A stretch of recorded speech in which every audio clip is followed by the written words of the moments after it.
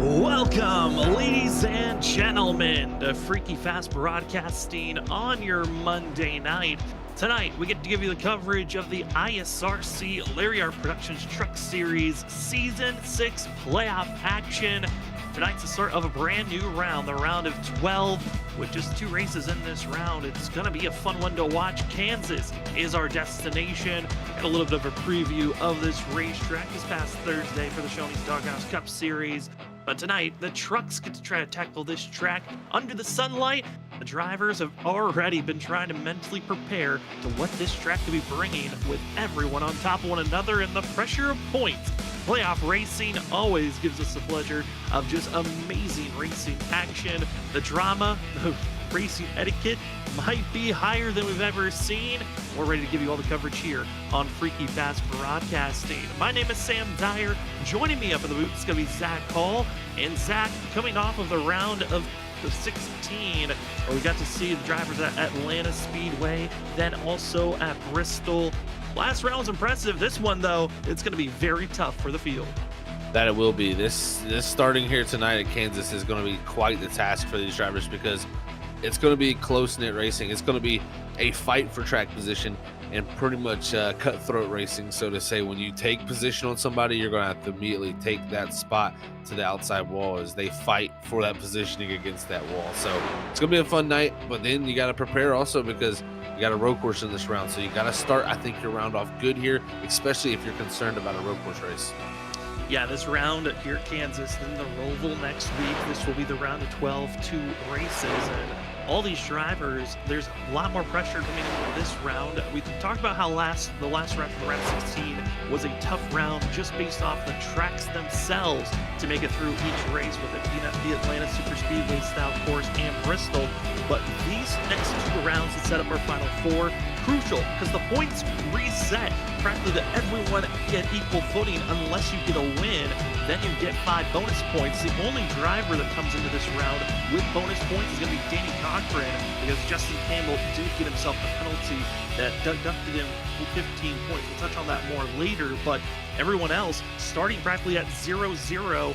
That means you need to have a strong Kansas run to make sure that you're in a good position heading to the Roval next week. And it all starts here with qualifying. As drivers get prepared, they're going to have 2 laps to put down their fastest time, 5 minutes to do so. And Zach, qualifying here at Kansas, for some tracks in the mile-and-a-half region, you'd say qualifying is important. But what are your thoughts on the qualifying position here tonight?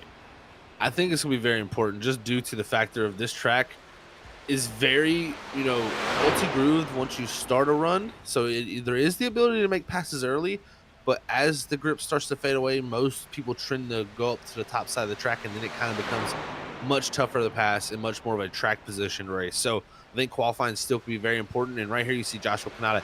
He's going to run the top side here on this first warm-up lap. I believe you're going to see immediately as he comes out of 4 here, going into 1, he's going to drop to that bottom side just to get that shorter distance around the racetrack. Most likely these guys are running full throttle here tonight on their qualifying laps. So right now it's almost like Daytona or Talladega, be as smooth as possible and carry as much speed. Don't want to scrub off any speed for yourself, as the first couple of laps reining in.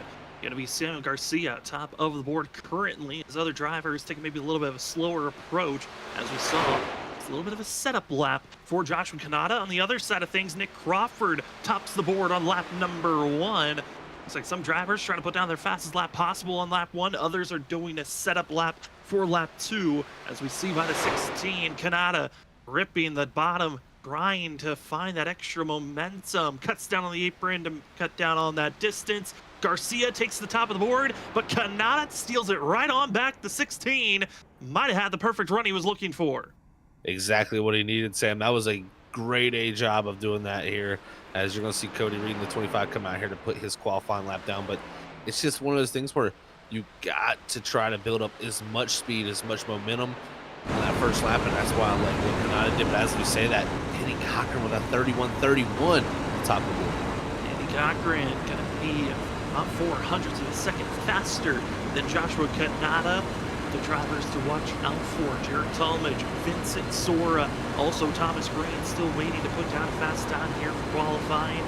Other drivers have slotted themselves into our top 10. Cedric Hunter up to 6th place after his qualifying run. Some surprising names, though, that found some wicked speed. Gotta give kudos to Mark Morales Jr. up to 8th place after his qualifying time. As we're right on board the 25, Cody Reed, who heard not a lot of practice for this 25. He's really in that settling point of just trying to feel out this track. Part of a large cluster of drivers that are most likely going to be starting in the back here tonight. We'll see if Cody can find that extra speed, and it looks like 10th place on the board for the 25. Qualifying was decent enough, but there are a lot of drivers that are going to start at the tail end of the line.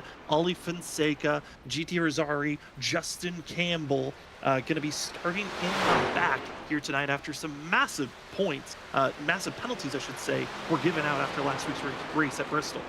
That is going to be a huge factor. I mean, that takes away pretty much all the bonus points, you know, that you built up there for them. So we'll see how it shakes out. But, you know, when you come into these rounds with not carrying points from the regular season, everybody's starting such on an even footing. It makes even these races that much important, because you want to build up points for that next round if you're going to go through. So even if, you know, you come out here with a comfortable feeling, you want to come out here with bonus points built up for that next week. It's always nice to have his Forbes flirting with the wall. Flirting with the wall. That's going to be the first lap in for the 11 machine, and that's going to be settling in 18th position for John Forbes. Jared Talmadge, Thomas Green, they'll bounce up to 2nd and 3rd on the board. By 100th of a second is Jared Talmadge behind Danny Cochran, but John Forbes settling in. This 11 is waiting until the very last moment to put down their qualifying time. And the 11 machine ripping the bottom, trying to stay stable off the exit turn 4, utilizing every part of this course, then cutting down to the apron across the line. Forbes from 20th. Where will he climb on the board? It's a quick time, and it's quick enough for the pole, and I'm not surprised. We look at the past mile-and-a-half tracks. John Forbes has gotten the pole at both of them, at Charlotte and Las Vegas, and once again, top of the board here at another mile-and-a-half of Kansas. Blazing speed there shown from the 11, man. That lap, when it came across, I saw the 2. I was like, well, that one will get it done, as we've had 3 yet to qualify. But as the time runs out, Sam, looks like he'll take home another pole position. Another pole position going to be given out to the 11 machine of John Forbes. Just continues on a strong run and continuing to gap out his lead in the poles being grabbed. That's his 4th of the season for John Forbes. The other drivers have gotten poles: Danny Cochran and Vincent Sora and Nick Crawford both have 2. And there's a couple of other drivers, a handful of other drivers with 1 pole, but John Forbes once again proving how quick he can be in the 1-lap stages. But for these drivers, they have a warm-up period to get themselves settled in for tonight's race. Get any last little adjustments needed before they get ready for 150 laps here tonight. And let's take a look at how this stage is setting up for this round of 12 in the playoffs, our second official round for the season 6 playoff run. And the driver that's top of the board, gonna be a little bit of a change up from what we see here. There was a late change of penalties given out. Justin Campbell gonna be bounced from the top of the points to last place.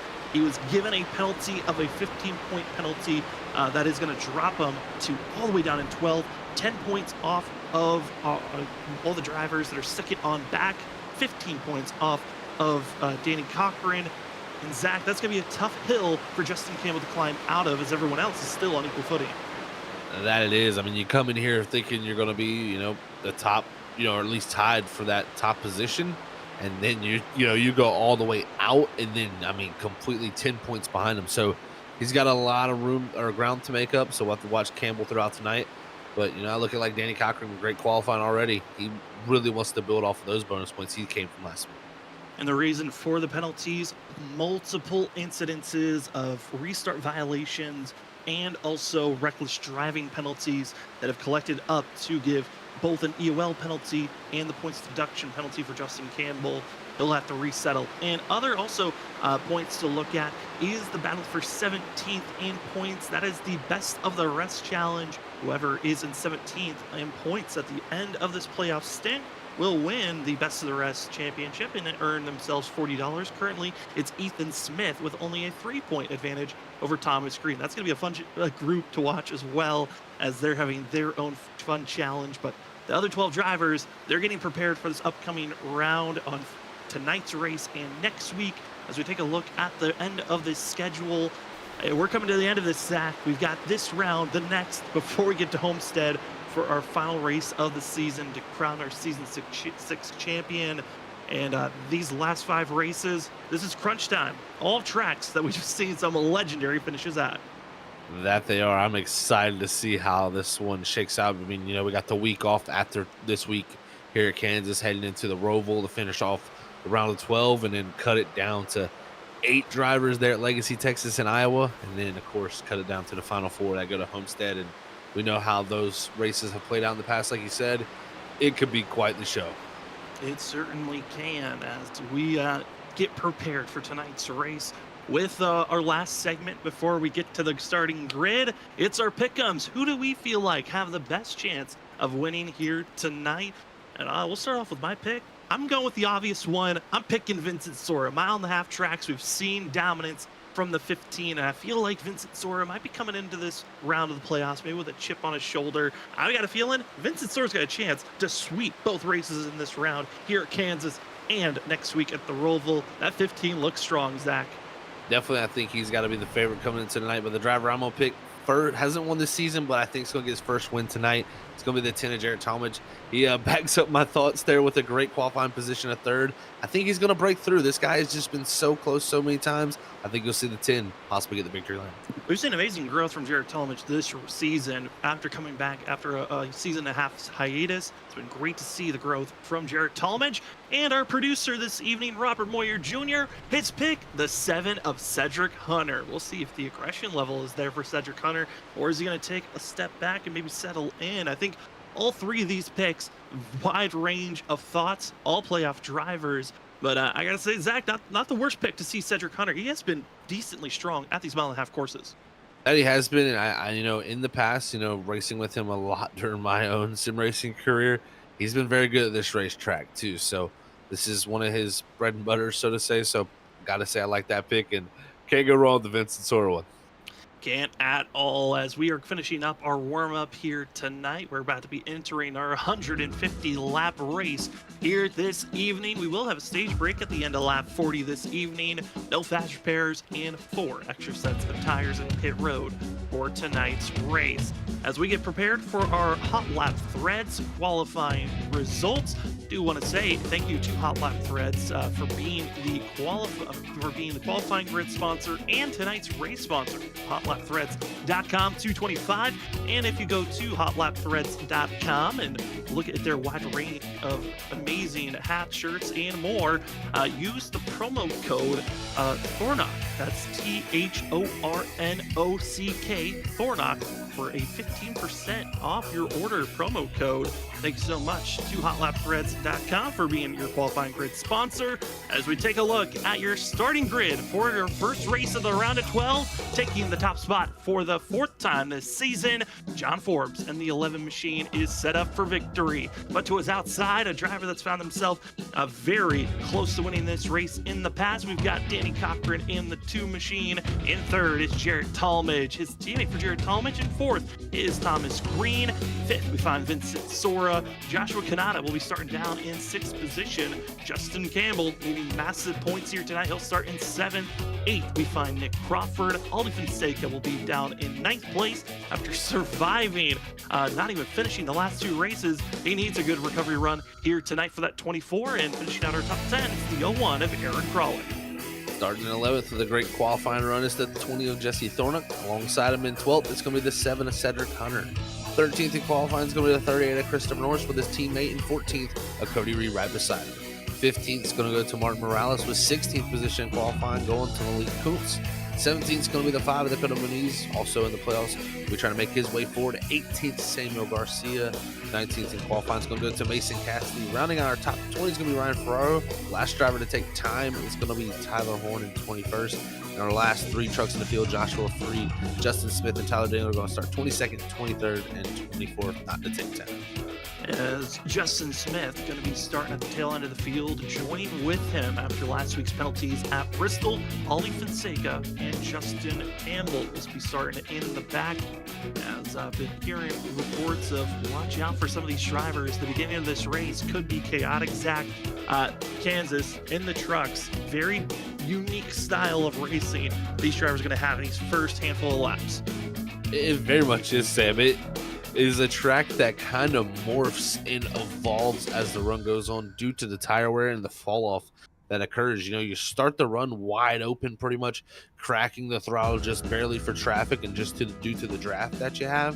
And then you'll see as the run goes on, it kind of turns into that more classical 1.5 miles where you have to lift more and more, and you get to see a little bit more movement around the track. And then all of a sudden they go up to the top of the wall and they're just trying to find any little bit of grip and carry any bit of speed they can get. So it's a track that I think dynamically changes throughout the race a lot more than most 1.5 miles, and especially with these trucks with the lower horsepower, high downforce, really makes for some very interesting racing I think we're going to see. And something I'm interested in is just to see how dominant the top could be, or could we see that bottom actually fight for pretty long in the run.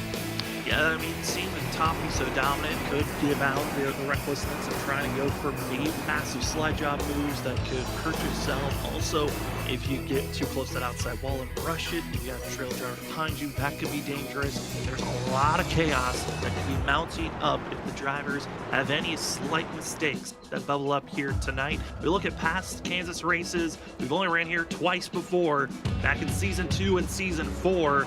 5 cautions back in season 2, only 2 cautions back in season 4. Tonight, we know we at least have 1 caution. It's their stage break at the end of lap 40, but the drivers up front, they're ready for amazing racing action. It's the hotlapthreads.com 225. We are green here at Kansas. John Forbes, Danny Cochran, they'll stay side by side, roaring up, getting up to top speed as they go down into turn number 1. This is going to be some close racing here down the 1. It's going to look almost like a super speedway with the lines just stacked up on top of each other. But it's going to be Forbes with the surge forward with the push from the help of the bottom of Jarrett Talmadge. But now the top, carrying that little bit wider line, carries the speed down the backstretch. Almost bump drafting action going on between all lanes, trying to push your way forward in these first couple of laps. Is hearing inside lane is possible, but as this run progresses, I want to move up higher and higher as John Forbes will lead lap number 1 for the 11, and right to where his comfort zone is. That's being in front of this field as Danny Cochran, Jarrett Talmadge, they're trying to pick and choose. Do they want to make a move on this 11 as the rest of the field continue to stay side by side? Already had a big move back farther in the field from Cedric Hunter, making it 3 wide. But you see from Talmadge's point of view just what goes on up front. Multiple different lines can be utilized here.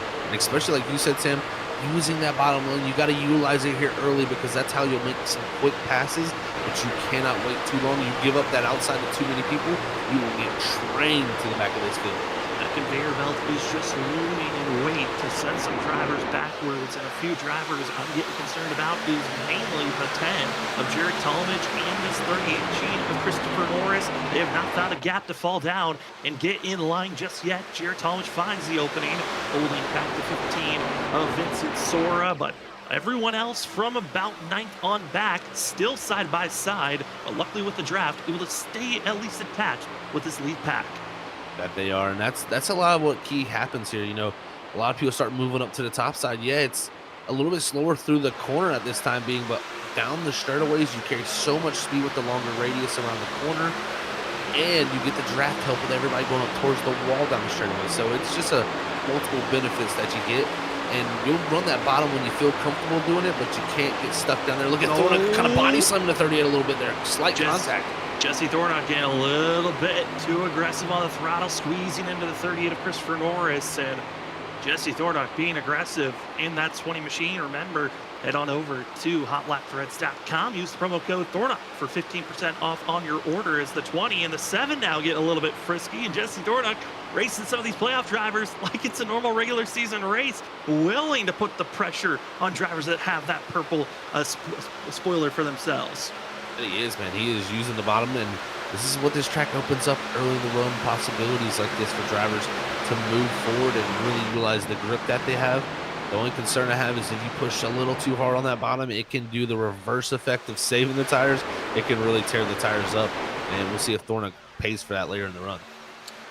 As a few of these drivers of note, Thornock's trying his best to move forward as they'll have Aaron Kralik on his back bumper, still trying to send it to the inside row. But behind those drivers, you see the 5 machine of Dakota Moniz in 12th place. Dakota Moniz, you look at the caliber of drivers that have made it to this round at 12. Dakota seems like the one blemish you could say. It's incredible that he got to this point in the playoffs. This 5, he is the one biggest underdog, you could say, of the drivers that made it this far. It would be incredible to see Dakota's playoff championship hopes continue on into the round of 8. He came into the playoffs with a little bit more confidence than others. He had a 5 out of 10 confidence, and Mr. Restrictor Plate is trying his best to move on to the round of 8. He's done a great job this season, man, just making his way through it and snuck through the last round. Well, now he has an opportunity and a chance. And the thing about Moniz that's always so good to watch is he almost actually touches the wall. As I say that, is that he just usually stays out of trouble and gets to the finish, man. That is sometimes so important, and you never know. He sneaks out those sneaky top 5s and top 10s week out and week in because he just lurks around there. Well, you're talking about sneaky top 5s. Interesting note for Dakota Moniz, 0 top 5s for the 5 machine this season. He is the only driver that's made it this far with no top 5s. He only has 2 top 10s so far this season. Everyone else has kind of crushed those numbers to get to this point. So Dakota trying his best, aiming for a top 10 run at the minimum. Try to go for that top 5 run if possible. Maybe some mistakes bubble forward as we're seeing another playoff contender trying to push his way. It's the 25 of Cody Reed trying to get by Aaron Kralik and get back into our top 10. Big move here from Reed. We'll see if he can move himself forward as, you know, from that start position of 14th. Like you said, not much practice there. This is going to be a learning phase for him here. He's got to get used to the truck, fill it out, and right now, having the air taken away from that 0-1 ahead, this is going to be tough because now he's got 20 on the outside here. Does he close the door? Closes the door on Jesse Thornock and also mixed and mingled in this group. It's the 24 of Ollie Fonseca, again, who started in the back with Justin Campbell, has already moved inside of our top 15. And Ollie, he's not giving up. He knows he needs to continue to push forward and catch up to that lead pack's draft if possible. You don't want to be stuck in a second group as this run progresses forward because you want to get those bonus points that can be so crucial at the end of our stage. That it is, Sammy. You don't want to be stuck behind people too, especially this close at a track where you run millimeters off the wall. When you get that close to the truck in front of you and they're right off the wall, they hit it, it is almost impossible not to run into them. So you have to almost, if you're too close to the driver head, set yourself up to get also some clean air, but just put yourself in a safety position of being able to have the ability to turn down underneath them. So we'll watch that tonight, I think, a few times. Guys get in the wall, the driver behind them have the trouble. To move back to that front group, this is what our top 3 are looking like. It's Danny Cochran still searching for some speed on the inside lane. Thomas Green ripping the top, and that huge momentum for the 0-0, enabling him to go high. But caution, wreck further on back, and it's Mark Morales in the 91 going for a slide for himself on the backstretch. It's going to be contact from the 17 of Mason Cassidy. Looks like just a little bit of 2 drivers coming from the same position, made a little bit of a over-aggressive side draft, made to pull that 91 back, but I'll have to go back and see exactly what happened because, unfortunately for Morales, he had a pretty good little spin here to hurt these tires. Seeing from the 17, Mason Cassidy, Mark Morales off the exit of the corner. Mason Cassidy trying to do a little bit of aggressive side drafting, but also going to see slight net code. Never officially made contact until after the spin was made. And that's going to get the 91 spun around and bringing out our first caution of the day. And Zach, I was talking to the drivers. I felt like the number we were looking for was between lap 10 and 15 for a first caution. That's exactly where it lands. This is the fun aspect of playoff racing, is who's aiming for those stage points, because this is go time to make your pit stop and maybe have the tires to go for a huge surge to try to go for the stage win. Oh, man, I'm surprised more didn't come down, Sam. I'm looking right now. It looks like there's going to be almost no takers here other than maybe Martin Morales. Yeah, Morales is going to be the only driver that comes down pit road. That is somewhat surprising to me. I thought someone would take a chance there, just like you said, to get some stage points here early. That could be such a great thing to have in your back pocket. And they just feel like maybe tires are going to be that much important. And like you said, we could have enough cautions to really, mitigate, wanting to come down right now. Yeah, I mean, in the past, back in season 4, only 2 cautions came out, and it was during the first stage when those 2 cautions came out in the middle of the stage, and then at the once stage concluded, then there was no yellows that came out after that. So it kind of came down to, if you use your tires, get that better track position. It kind of worked out for yourself, but here tonight, no one willing to take that risk. And there's one driver I thought maybe would see the risk, which would be traditionally this season's been Nick Crawford, but I think because he doesn't have that points buffer anymore, nor the win buffer, or seeing a little bit more of a save yourself moment for the 74. It's taking it a little bit more patient, not as aggressive as we've seen for most of the season. A little bit more conservative for sure with the strategy, I think, for these guys. Like you said, I think that points buffer, it'll make you risk some things. And when you don't have that, you will not do it. So, yeah, I think a lot of drivers just sticking to what they feel like is going to work best. But the ones I'm personally more surprised by are guys like Dakota Maniz, Ali Fonseca, someone who, it feels like, hey, man, if I get these tires, I might be able to go get some big stage points and maybe even get the track position. That track position can be so valuable. Yes, you waste a set of tires, but you never know. It could always play out in your favor where the track position is more important. And talking about tires being important, well, here's the weather conditions as we're 15 laps into this race. Air temperature going to be 86 Fahrenheit, track temp 107. That is a hot track that these drivers are dealing with. Wind staying pretty low compared to what we saw a lot last week during our broadcast. It was extremely high winds at every track we went to, staying low here this evening, and humidity staying low. Zach, this is perfect racing to see tires fall off quickly and some fun changes on how drivers may react for it when this race progresses forward. It's going to be very interesting to see. I mean, if we'd have got a few come down, I would have been interested to see how big the tire gap would have been. So we'll see later if we get that tire difference. But right now, it's going to be quite the restart here. Forbes restarting up top. Well, Martin Morales came into pit road once again, but the 91 might miss the restart here. He'll have the freshest tires, just came into pit road. Everyone else stays out into this restart zone as the Hot Lap Threads.com 225 is back underway. John Forbes gets the launch he was looking for, and on the outside, trying to pull along Vincent Sora, the 15 machine, right to that middle groove, and blocking off is John Forbes. He's trying to hold back these CSR teammates. You don't want teammates to get lined up here, I think, at Kansas, because it's just going to make things that much tougher to have, happen, because you can synchronize how you race on this racetrack with different crews being utilized. But Cochran decides to go high. Sora goes to the bottom. But this is where Forbes has got to decide what lane does he want to pull, what lane does he want to give the dirty air to. And these drivers on this restart, we only ran 13 laps of green flag racing before that caution flag came out. This is when you could be slightly more aggressive at times because everyone's this close, but it also puts drivers in a little bit of a blind spot. You have older tires, you don't have that same grip on the initial start, and drivers are running like they've got that extra grip and are making some daring moves that these trucks maybe don't want to be making this long into a run. I think a few guys have gotten fooled to think the bottom is going to work here. And they got to remember that these tires cool down. They'll fire up for a few corners. But as they get warmer, that top side is just going to continue to get better and better. And you're seeing a lot of guys take advantage of it. You see Cedric Hunter works his way up to 6th. You see Kanata is going to stay up high. The same with Green. If Vincent Sora can't find a hole here soon, he's going to drop back to the likes of around the 9th, 10th position. And from a good points day to maybe falling into the clutches of other drivers, sneaking some good points. But it looks like for the 15 of Vincent Sora, Kanata doesn't get the launch he was looking through the corner, and finally the 15 slots up into 4th place. We look at other drivers that are battling between one another. This is for 7th, 8th, and 9th on screen of Norris, Talmadge, and Crawford. And a driver to watch out for again, Martin Morales. He took tires. He's already up 4 spots in just 2 laps for the 91 machine, and he will be cruising forward as this run and the tires start to get more heated up. That he will be. We'll see how fast he can get those things fired up. And the more of these tires start to fire up for the older set, he'll have a bigger advantage too, in my opinion. So we'll see that 91 cutting through the field here very soon as you look from the back deck lid of the 24 Fonseca here in this 13th position. I mean, this is a log jam right even ahead of him, right behind him. You just got to find a lane that's going to move here, and look at the new tires of Morales all over the bumper.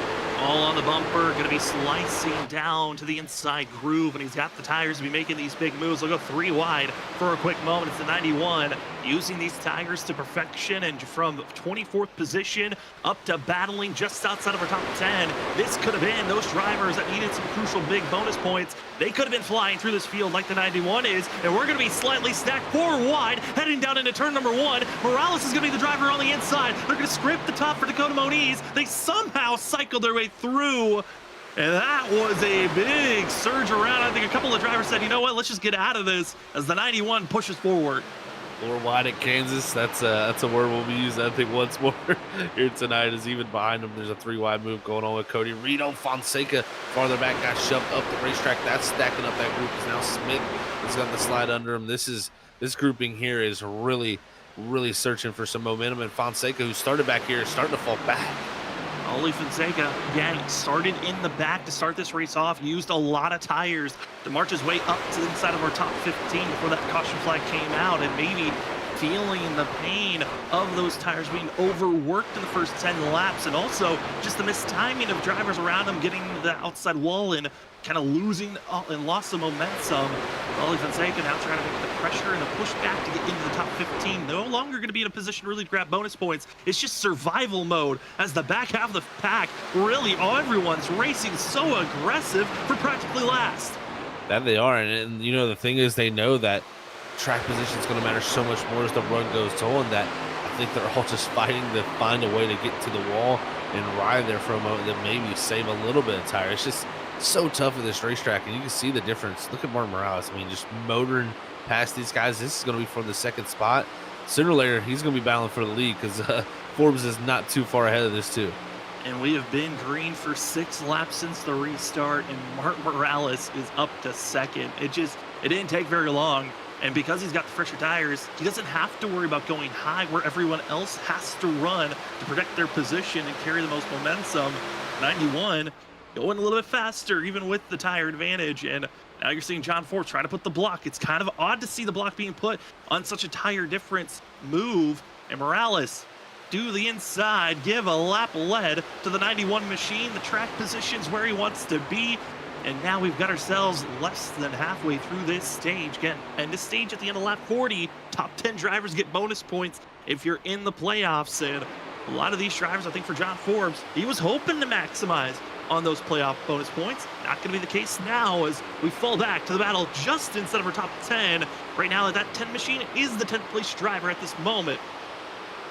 You're going to see Nicholas Crawford here. He's trying to work his way and slide past his teammate of Christopher Norris, and somehow gets it done. And there goes the 74, now clear of that pack. He's going to try to run down Cedric Hunter, but this group is so stacked up on their bumpers, it's going to come to really shove there into the corner. And oh no, Christopher Norris very close to the wall, stacking up with the 16 behind him. I think this 38 struggling. They're stacking and not a lot of space. One little slip up, and you're going to have a couple of drivers according into this mess, and it's only going to get worse as this run presses forward. Christopher Norris has to open his tires, still there. Kanata, because of that entry into turn 1, backs off just slightly more to give space for the 38, and then gives up the position, as going to see Talmadge now slotting his way into 9th place. Good job by Talmadge there to utilize, that outside group being a little bit held up there. He just motors past him and gets up into that position. So great job out of 10. But the 16, Kanata is still looking racy, so don't count him out. But you got the 9 of Campbell, who's made his way forward also. Riding on board the 9 machine of Justin Campbell, who was one of those drivers with Oli Fonseca who sent to the end of the line after multiple penalties, and also a point deduction penalty after last week's Bristol race. The 9 machine trying its best to stay inside and at least get into the top 10 and try to cut into that gap that he's built up into this round of the playoffs. Right now stalled out, not a lot of space seemed to go, as you saw there, Talmadge making the pass on Christopher Norris. Norris trying to make a move, and because of all the jostling, it gives an opportunity. The 9 ships it down into turn number 3 and try to go for a 3-for-1 is Justin Campbell. Oh, this is quite the move from him. I don't think that's going to work, though, with Talmadge is just going to clear. The 9's going to shove his way up through there, and now he'll be ahead of Christopher Norris, who, that 38, I think really the bottleneck in all of this. He is struggling, Sam, and it just shows you lose the right front. That's what it seems like, just no front turn for him. It is so easy to just kind of struggle up against the wall, and then that's where it makes everything so stacked up with everybody. And it just continues to rattle on back. The accordion is just hurting some of these drivers that are behind the 38. Joshua Kanata is the one that's the worst of it all. Not able to really get into a position, and now the 16 will drop low. Will we see Dakota Moniz or other drivers try to follow suit on trying to get by Christopher Norris that continues to falter back? And you also see the furthest on back playoff driver. It's the 24 of Ali Fonseca, still outside of the top 15. He's currently battling to get up to 16. Definitely some playoff contenders that we didn't expect to struggle here tonight, showing struggles here early in the going. And I tell you one thing I'm noticing is tire wear is so much here, because Morales still, he's almost a 2-second gap out front. That little bit of a tire advantage just shows you, I think, why these guys are saving their sets. They know if we get cautions late, you want to have them. Absolutely. And this is just simply a quick, 13, 14 lap difference. And Mark Morales cruised his way through the field and then have this 2-second gap. Like I said, going to be highly important to have those tires later on in this race. But if we don't get those late cautions, those tires are going to be useless. It's all about track position at this point. And right now we're seeing the drivers inside of our top 5. It's going to be John Forbes, Danny Cochran, Vincent Sora, and Thomas Green in the 00. But looming just outside of it is to see the 7 Hello Kitty machine. Cedric Hunter poking the nose. It looks like Hello Kitty wants to be trying to say hello to another position. That he does. This 7 looking good, and I'm not too surprised by that. Again, it seems like this is a track that he really performs well out, and this is a track that I feel like it carries over from car to car. It's just a track like that. And even behind Cedric Hunter, we're watching Thomas Green right here. Behind Cedric Hunter, that's 74. Nicholas Crawford's caught up to him. This grouping's kind of bunched up right behind this 15 of Sora, who looks to be struggling with Green all over him.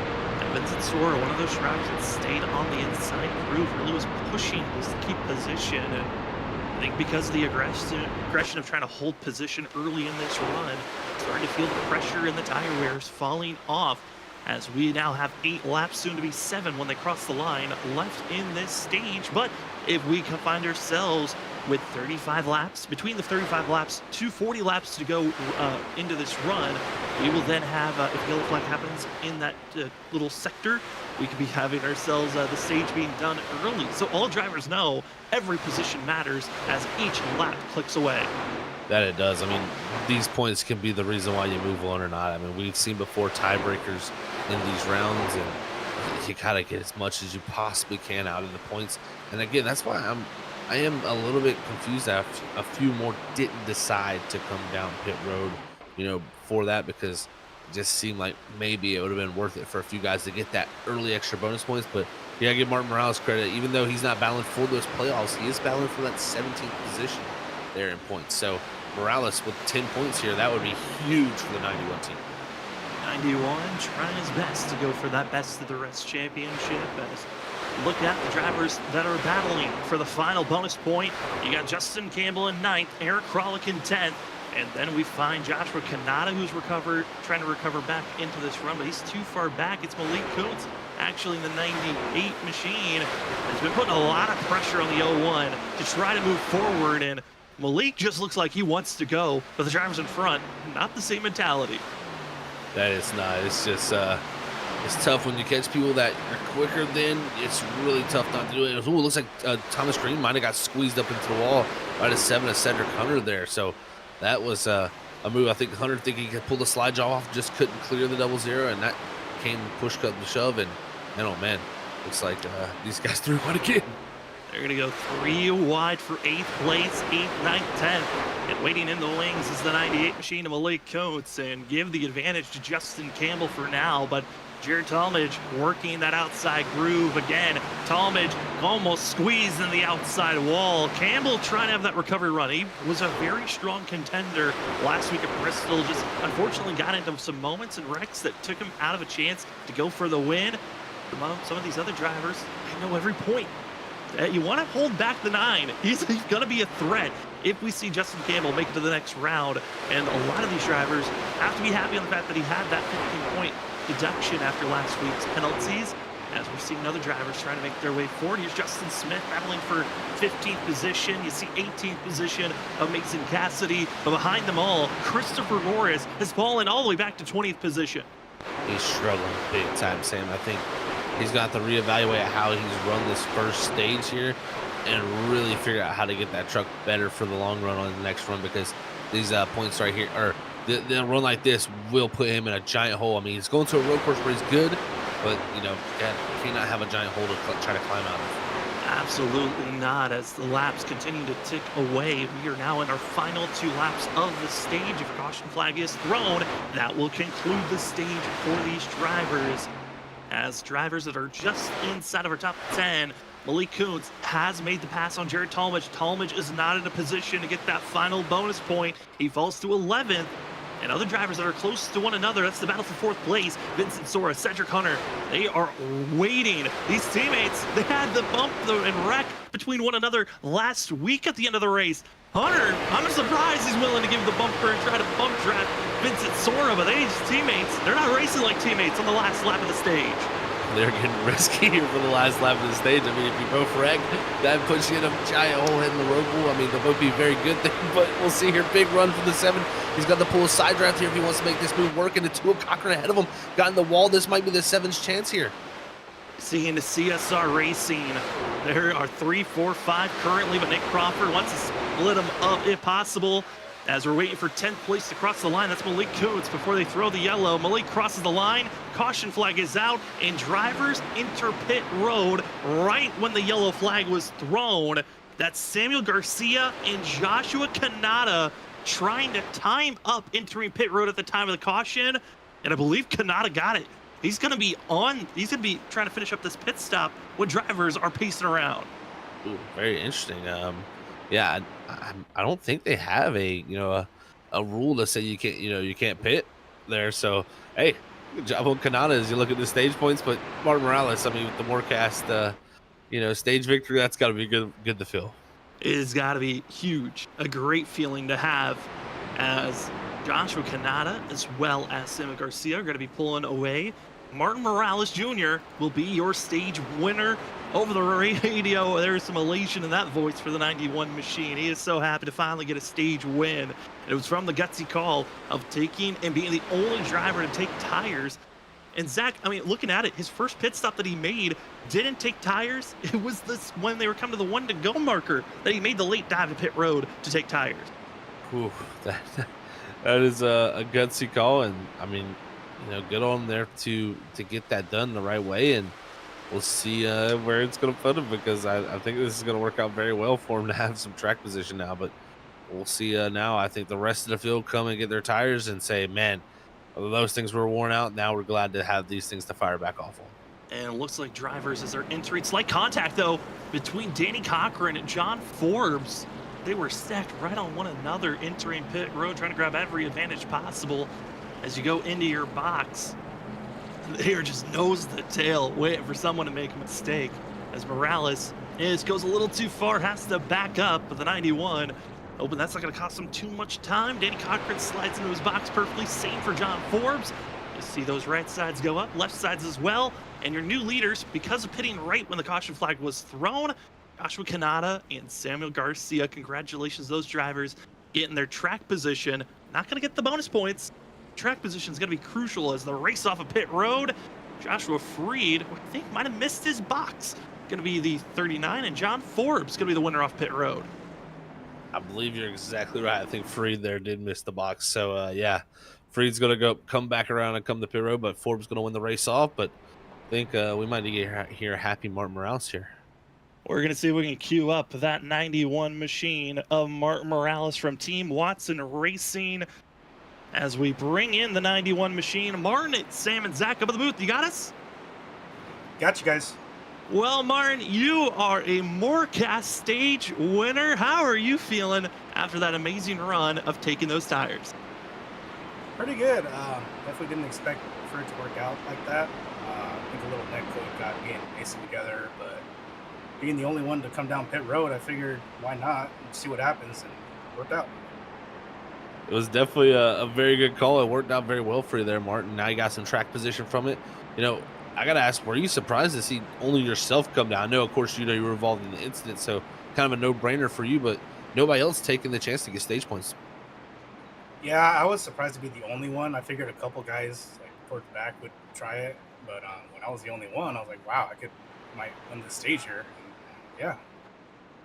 Well, worked out, Martin. I know you have your teammates are going to be in the front row for this restart. We'll send you back to your team, and hopefully we'll be talking to you at the end of the night.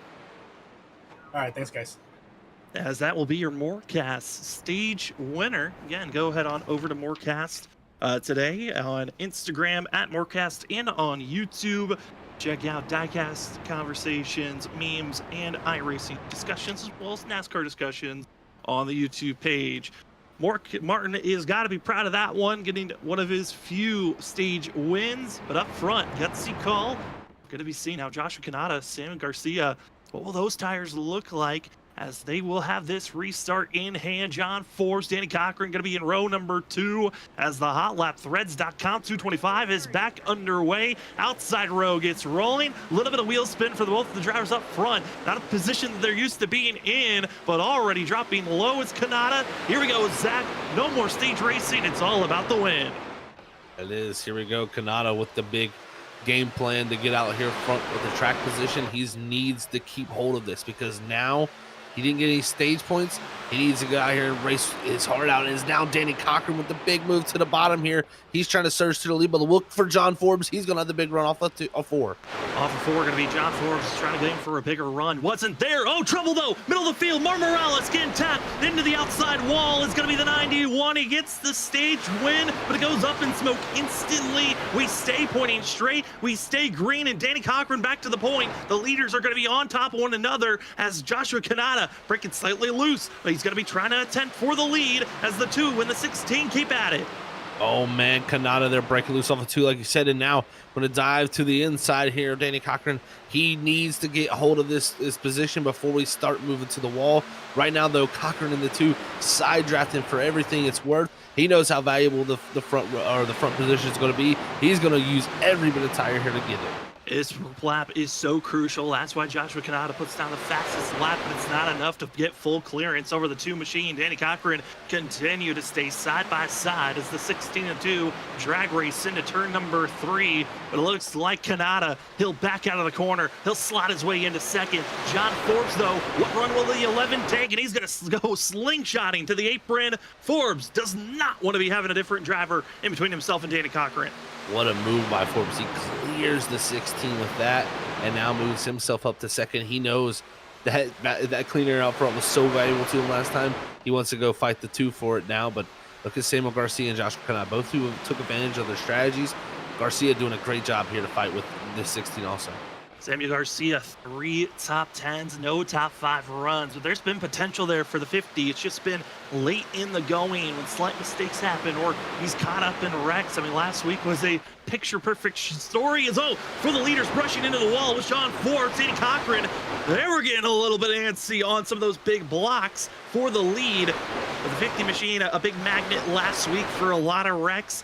But currently our leaders, they are willing. I mean, they're friends in practice, but enemies when it's race day.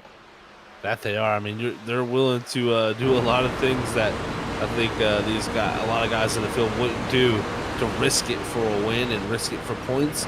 These two of the most aggressive. And here comes a big lunge from the 11. You're going to try to see him slide the 2 here, but the 2 is going to just try to gas it up in the center and not let him clear. But the 11 does. They're going to almost come close to contact here down the back straightaway.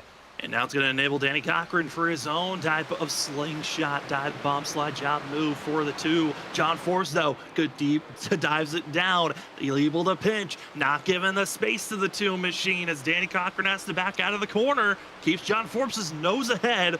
And we talk about early in races, maybe you're practicing, learning some strategies. I think John Forbes might have just learned how he could get a win here at Kansas if he does a similar move. Here we go. The 2 going to pull his slide up off the bottom in front of the 11. Here comes the 11 back to the inside, down the straightaway. A little side draft here to get a little pull back to the 2. Now going to dive to the inside, but the 2 this time going to stick it on the door just as the 11 did last time by. And you can see 3 and 4 when you have the 2 on your door, it's going to make it tough. But this is where the 11 wants to pull the next slider is in the wall. But are these two just racing too aggressively? I mean, Zach, they pulled out to a 1.2-second gap lead to back to third where Joshua Kanata is, and they are slipping and sliding now with one another through the middle of the corner. I mean, both drivers are putting on a great show. It's entertaining for us, but this could be backfiring later on in this run within the next 6 to 7 laps. I think if you're someone like Cedric Hunter, a 74 of Nick Crawford, a 16 of Joshua Kanata, you're loving what you're seeing up front here. These guys, like you said, they're slipping and sliding. That means they're getting back to the gas. They're using the front wheels to really try to make these trucks rotate, and that's only going to build heat. That's going to build air pressure. That's going to build tire wear. And you see drivers back here taking a much more methodical approach. You could see them getting run down later, and it's so easy when you're in the driver's seat, though, with Danny Cochran and John Forbes, to just get one-way sided on that competition that you're racing at the moment and lose track of the whole of the field. As seeing some of these drivers settle in, where is the comfort zone for some? Danny Cochran finally able to solidify that lead position, but you see the second pack all in line, and drivers that all have proven this season they can be threats if they're given an opportunity. As we see Vincent Sora mixed and mingled in the middle of this group. You also see Justin Campbell stuck to the inside, that conveyor belt on the outside groove, just holding back the 9 machine. He was looking for an opening to move back up, not able to find that slot just yet. And also in between all this group, you got the 50 machine to Samuel Garcia. I mean, Zach, after last week's race, this has got to be feeling very good after the strategy call to get himself up front and competing pretty well with the top competitors of this league. This can give you confidence, Sam. This is a huge thing. You get up front, run with the guys that are up here normally, and you learn a few things even, just from the racecraft, just from their lines even, and how much speed they carry in the center of the corner versus how much speed you carry. So it really can help getting up here in the mix, and good thing to see here from him. But also now got Cody Reed up here in the 25. He's starting to show a little bit of life in the 25. Maybe figured out the woes from the first run, now showing that 25 can move forward. Inside of our top 10, great run for himself, but the driver that is further on back, you saw for a quick glimpse in the furthest corner of that shot. It's the 38 of Christopher Norris. He is still the furthest back of all playoff contenders. Nyerd back in 15th position. Other drivers also got to keep an eye out on. Dakota Moniz, he's all the way back in 22nd position, and he has had a troublesome spot with a big loose skid into the wall off the exit of turn 2 the lap prior. And for the 5 machine, he needs a caution to get back into this race. That he does, man. This is so tough to see for Dakota. I mean, and it's just going to be, like you said, a caution really needed for him to get back into it, or just some type of break. Maybe we get a caution where pit cycle sequence through and he can catch a break there. That'll be huge for him. But now we bounce up to Christopher Norris, battle for that 14th position. We talked about Norris' struggles. I think this time taking a little bit more patient approach. He drove his way all the way up into the top 6 in the first beginning of this race. I think now I'm going to take a little bit more of a patient approach and let it come to him. He's lost a bunch of time, but I think he knows he can't go out there and use his stuff up because he will fall back quickly. Yeah, obviously he's got to find the drivers that have been very well at saving their tires on that last run and keep pace with them. Also, as we noted on the Dakota Moniz getting into the outside wall, the lap before that for Dakota, it actually was Tyler Horn who got into the wall, clobbered it. Also got some slight contact with Jesse Thornock, and the 26 is pulled into pit road, and it's called it a night. You hate to see that for the 26 machine, who's had a rough second half of the season for himself. And we hope to see Tyler Horn back out there on course in 2 weeks, as we have next week off for the Roval. As we are seeing drive right on top of one another, Vincent Sora, the 10 machine, Jared Talmadge. This is just for 7th place, to count it to 6 with Cody Reed in the 25. Some great racing that's been going on around this group, and I'm surprised to see Vincent Sora dropping back so much. I mean, he did struggle on the longer run there at that big end of that stage. He was just holding on to a top 5, and right now I think he's kind of focusing maybe how can I make sure I have the longevity in this run. And right now he's lost a few spots, but he's going to still have a chance here to fight. Well, the side-by-side drag race slide job moves are back at it for the lead, as John Forbes was able to make a giant slide job move into turns 1 and 2. Danny Cochran fighting right on back And as they continue to go back and forth, looming behind, Cedric Hunter, Nick Crawford, they have closed in the gap by over a full second. And as they're back to this duel for the lead, it's enabling third and fourth. They are closing in quickly now as they continue to go back and forth. Oh, John Forbes into the wall. Danny Cochran makes slight contact. That's even bigger loss of time. It went from, well, you're getting closed in and caught to, oh no, that's a big problem for John Forbes. He absolutely clobbered that outside wall. Looks like the truck, though, pretty clean still, luckily for his sakes. These things are tough. It's now Cochran going to come back with another run to the inside. And this is what Cedric Hunter and Nicholas Crawford are loving to see. They see this grouping ahead of them, and they're going, yep, keep doing that, guys. We are going to be there in about a couple of laps here, and we're going to take our time also with it because we're not using our stuff up. As Forbes almost again into the outside wall. Here comes the big side drive from the 2 as he closes the door. Here comes the 7 now. Huge dive bomb move. Forbes is going to be cutting off that 7 machine. Former teammates of Snowy Desert Racing. Then the 7 moved to team up with Danny Cochran and Vincent Sora with CSR Racing. And now we're seeing allies, former allies, now rivals. Who's going to have the better advantage here as the 7 throws it down to that white line, trying to go for a slide job move. Not close enough to John Forbes, but Forbes every lap flirting with disaster on that outside wall on the exit of turn 2. That he is, and look at the 7 makes the pass on Danny Cochran. That was critical for him now. Can Nicholas Crawford now follow through that 7 of Cedric Hunter here? As I think Nick will clear there off of 4, and looks like he'll get it done. So it just shows you the 7 and the 74 with them kind of pacing themselves through the field here. They've been able to have the longevity here, and now they've got the movement. They can move to the bottom, move to the top, and make the moves, while these other drivers having a little bit harder time doing it. As Cochran, as I say that, makes the move back on the 74. But if you look at the timing board, the fastest trucks on track is 5th and 6th position, Cody Reed, Vincent Sora. If we see our leaders continue to fight back and forth, watch out for this 25 and the 15. They can get back into the fight. Also, another quick driver's been Eric Kralik. He's been running that middle groove, trying to get a little bit more fresh air on that front bumper to turn better through the center of the corner. And Zach, as we are marching closer and closer to halfway, I mean, we've got a 6-horse battle, maybe a 7-horse battle for this win. 7 drivers, almost all within a second of one another. Look at Aaron Kralik there, right there with him. I mean, like you said, 7 of them, and he's putting down the fastest of that group. So don't count out this 0-1 here. He might be able to move himself up towards this front group here. As you see, they've started to pull away from that second group. But man, oh man, I tell you, I'm so impressed with John Forbes, able to stabilize somewhat of a little bit of lead. He had his Cochran and Crawford to continue to battle. They slightly fell back off the back bumper of the 7, but here comes the 0-1 on the bottom. Aaron Kralik, he wants to stay low, and I think the reasoning why is he wants to kind of use Danny Cochran and Nick Crawford as a pick. Slow down the 25 and the 15, allow the 0-1 to take off and go, but dropping low through 3 and 4 is Crawford, and also going to be Cochran. Kind of doing a slight difference, not hurting as much as we thought maybe we were going to be seeing of that arrow blocking. Currently, though, Cody Reed, he'll bounce to the top, continuing to run his own lane. Crawford and also going to be Cochran. They're giving the outside lane for free to Cody Reed and Vincent Sora. That is so surprising to see there. I mean, Cody Reed just makes the easy pass there and now moves on, and we'll see can Sora drop low and pass his teammate Cochran, who, man, he put up such a fight there with Forbes that his truck has just fell off a cliff once he's gotten dirty air. And the double drivers now in this hard position. We have been green for over 23 laps so far.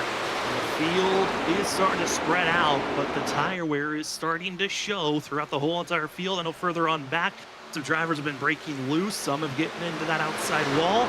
But for the lead, we're seeing a major tire difference. John Forbes, that was just fighting and clawing to get this top position from Danny Cochran. All that fighting and clawing is now giving an opening for Cedric Hunter. He is on the prowl and ready to pounce for this lead position. That he is. He's putting the pressure on, but gotta give Forbes huge credit because Cochran, who he battled with, was already back to 7th and struggled much more. I felt like this 11 was pushing even harder on the outside of him multiple times, hitting the wall. I'm just so impressed. As you see farther back, Cochran oh no, the Kralik spun around off the nose of the 2. And Eric Kralik's going to be trying to get back out on course. He'll stay on the apron as oncoming traffic blitzes their way by on the outside. and we stay green. It's just 2 cars involved in that wreck. And the 0-1, they'll be hurting for tires, but ultimately Danny Cochran losing even more time. He's down out in 8th place, and he's got a completely new pack of drivers that want to get by the 2. That he does. That's so tough for Danny Cochran. It is starting to fall away for him. Luckily, he got great stage points for himself with that 3rd place finish in the stage. But he's going to need some type of help here to get back in the ball game if he wants to go and win this thing. But right now, it's stacking up behind him. And that, going back and looking at that and saying it was a huge run from the 2. It was all the 16 of Kanata big issue. Kanata going to be having a slight issue for himself off the exit turn 4. As it looks like he was going to pit.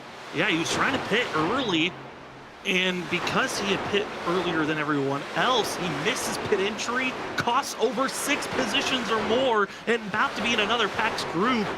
A shocking position for Joshua Kanata to pit as early as he did, and now all that track position lost in one fell swoop.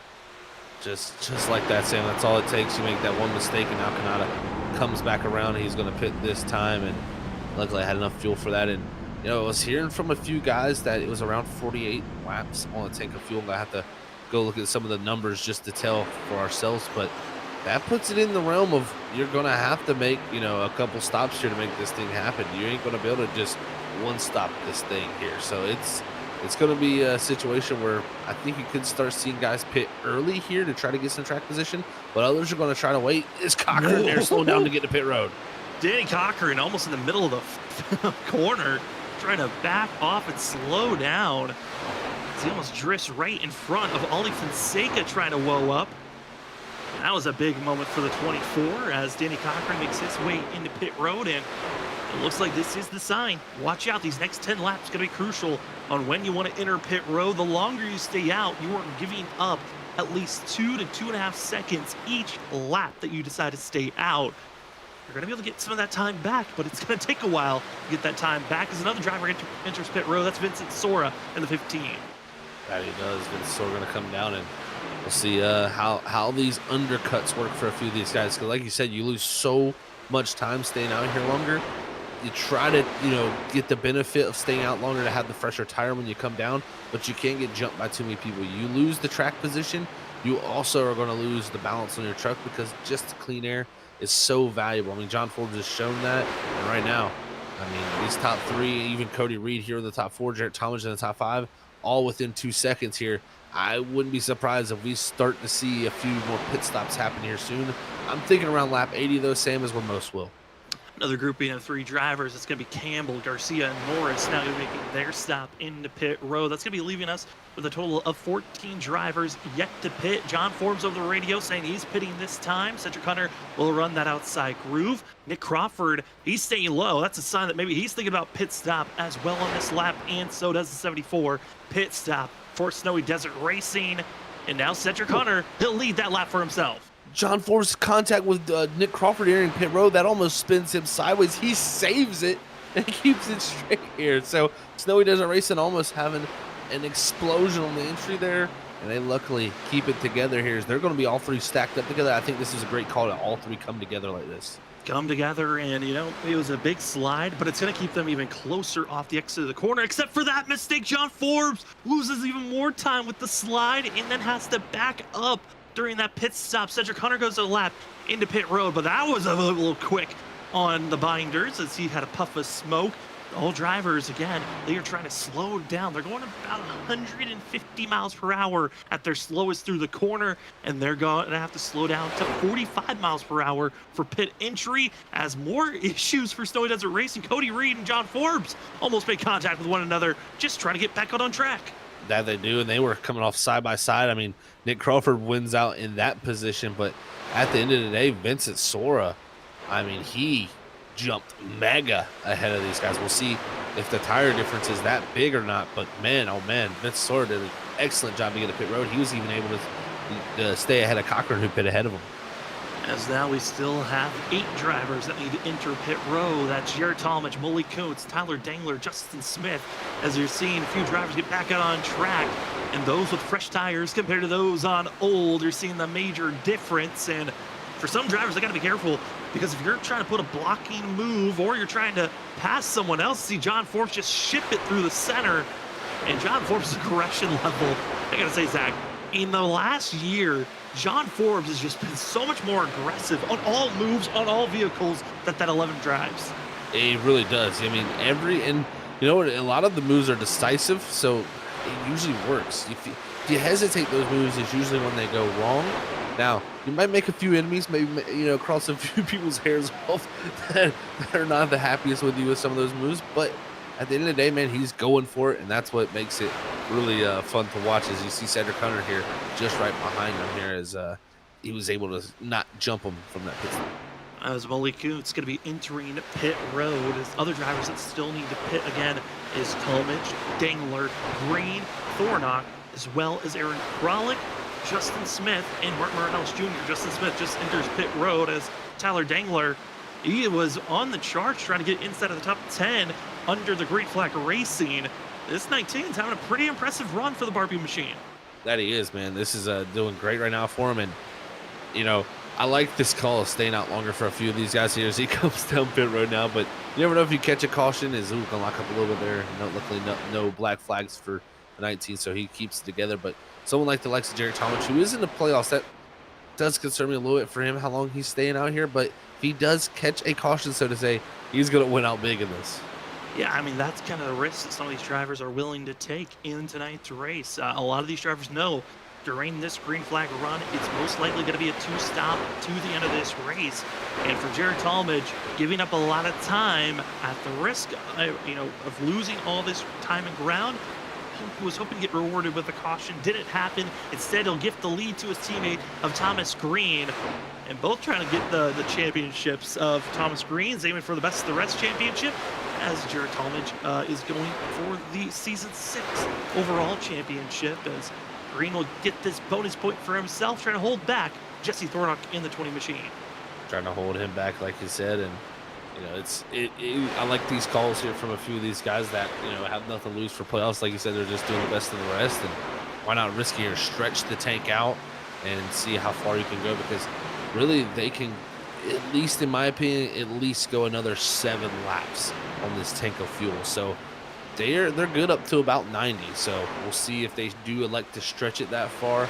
But Nick Crawford, who should be our leader when it all cycles through, is flying through the field. As Jared Talmadge in the 10 machine back out on course, expecting to see the 10 blitz his way back onto the lead lap as he gets by Dakota Moniz, who's already made his stop in the 5 machine, as they're both trying to unlap themselves the hard way. And also we see the likes of the 98 just about to be on screen behind them in that black and purple machine, all trying to unlap themselves, getting by that 00. But here's what the battle looks like for the drivers that have already pitted. Nick Crawford already has made the pass to 74, should become our leader once the pit cycle is completed. That should be.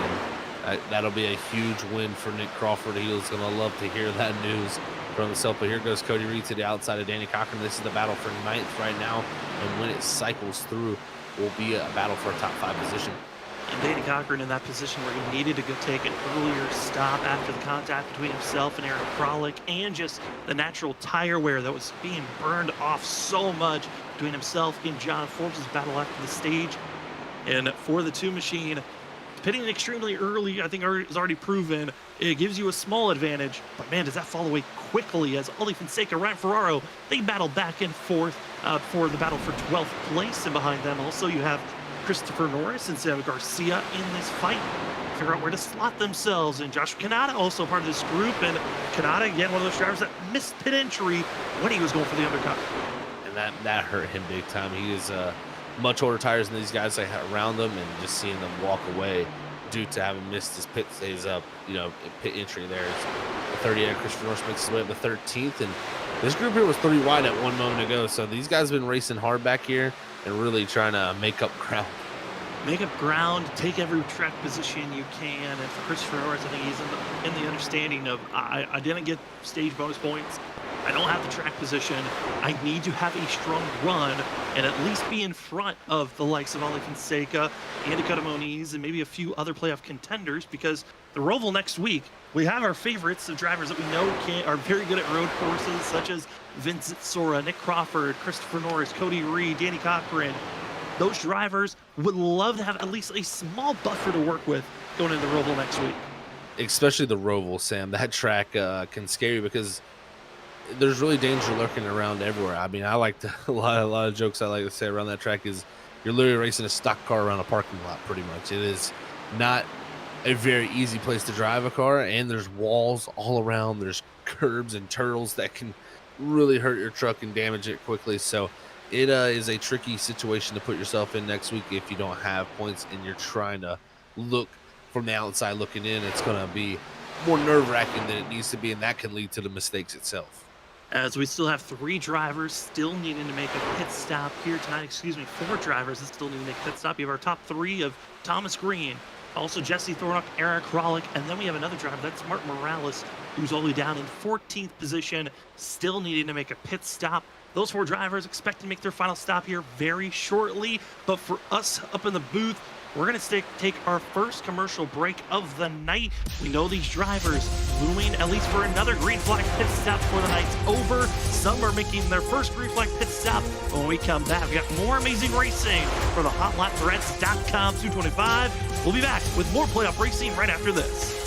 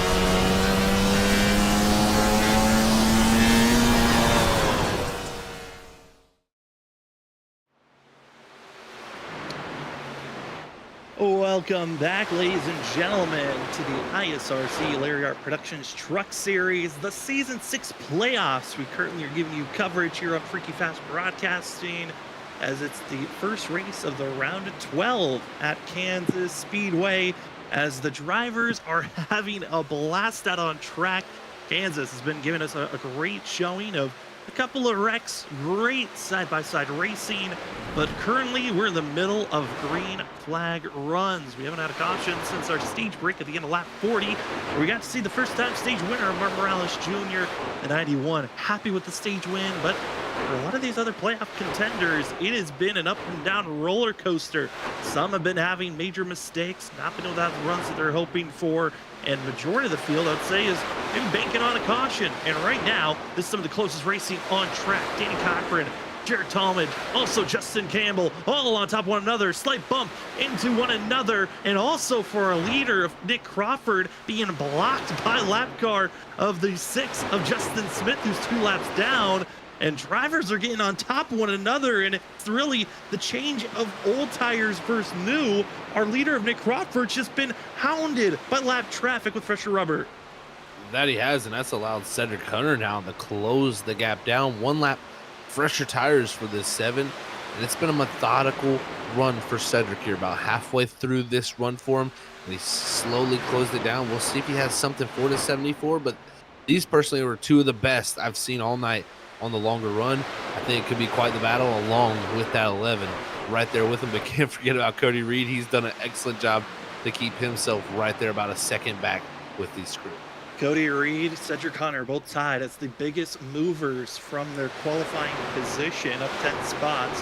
Other drivers have had some great runs. Justin Campbell, Ollie Fonseca both had EOLs to start this race off, so they had to start back in last, and they are inside of our top 10 currently. But like I said, we are in a green flag run. Still 1 more pit stop to go before this race is concluded and over. As tonight, really, if you're one of the playoff contenders, if you're part of the round of 12, get a win here tonight, automatically move on to the Elite 8 in the next round.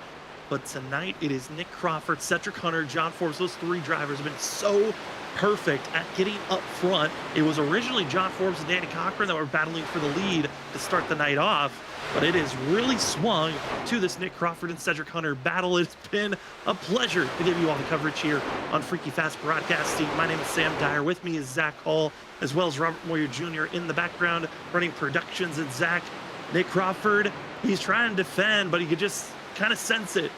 Cedric Hunter is just waiting for that one mistake to pounce for the lead. That he is. Cedric Hunter's done an excellent job to just stay this close here.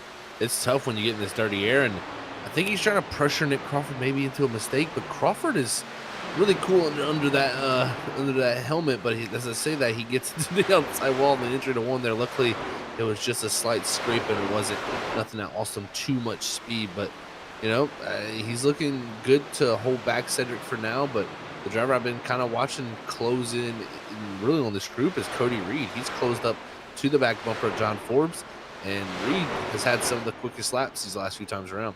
I mean, Cody, this is similar to what he was doing, I think, back at the start of this run. It took about 20 laps, and then the 25, and at the time, it was Vincent Sora were putting down the fastest laps of the race, and we're trying to close in to the lead group. Currently, Cody Reed trying to set up to make pass on John Forbes. This would be a crucial pass for the 25 to try to get by his teammate and hunt down our top 2. But I don't think John Forbes is in a layover and wait type of a position.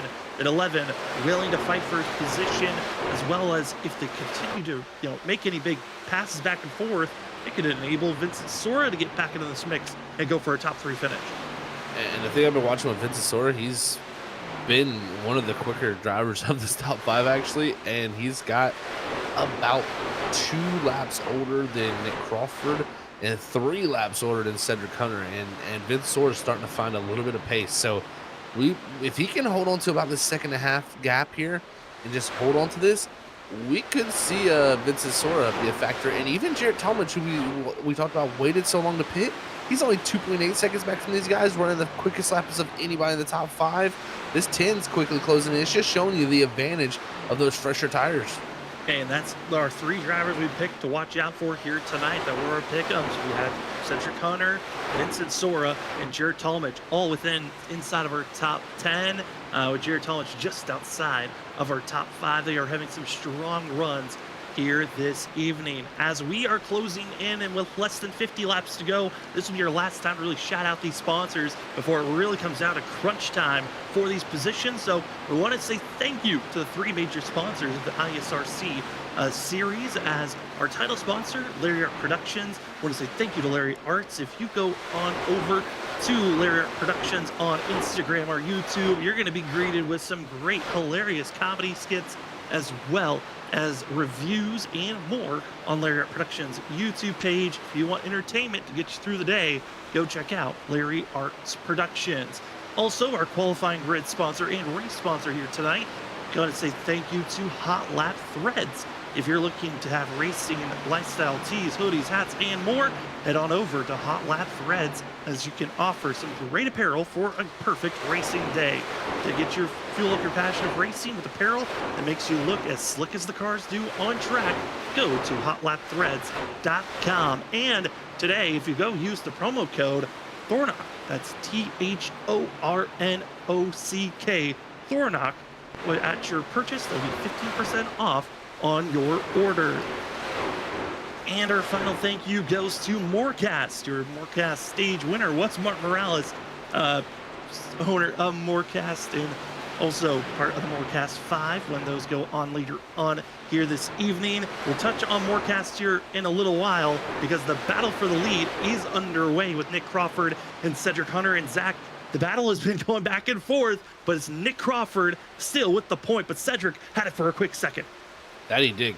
You know, Crawford's just done a good job of defending here, really fighting off anything Cedric Hunter's tried to mount at him, and it's kind of stalled out anything, and even kind of brought the likes of John Force back into it. And Reed last time by having a huge mistake. I don't know if he got into the wall, but he was about 7/10 slower that last time by. So Reed, a huge loss, and even Vince Sora really starting to fall off a cliff here late into the run. So it just shows you these tires have layers of fall off. It just drops off, and then it really starts to drop.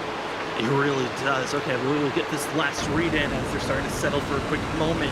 Again, Morecast, thank you so much for being our stage winner and as well sponsoring certain racing events. Head on over to Morecast on Instagram and YouTube to check out the variety of different discussions, from NASCAR discussions, iRacing, memes, and diecast.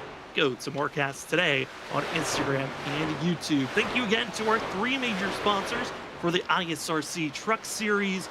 And as we conclude our sponsor read, this is the opening for Green Flag Pit Stops. Zach, already seeing one driver be a taker. That's going to be Joshua Kanata. Early stop for the 16. Everyone else, though, let me stay maybe a little bit longer. Not too surprised to see Kanata there biting out early. He was one of the first to pit road last time around. My question is going to be, what do these drivers do this time? Because Talmadge actually, I think, has gained time from where he was located the first time around by staying out longer. I don't know if anybody's going to notice that, but man, if you can stretch it out here a little bit longer, put in some consistent lap times to end this run, you could be looking at the end of this race having a big enough advantage to where passing is a little bit easier, and it'll make these things happen. But it's going to be up to Nick Crawford and Cedric Hunter here to decide when they want to pit, and it's going to be who flinches first.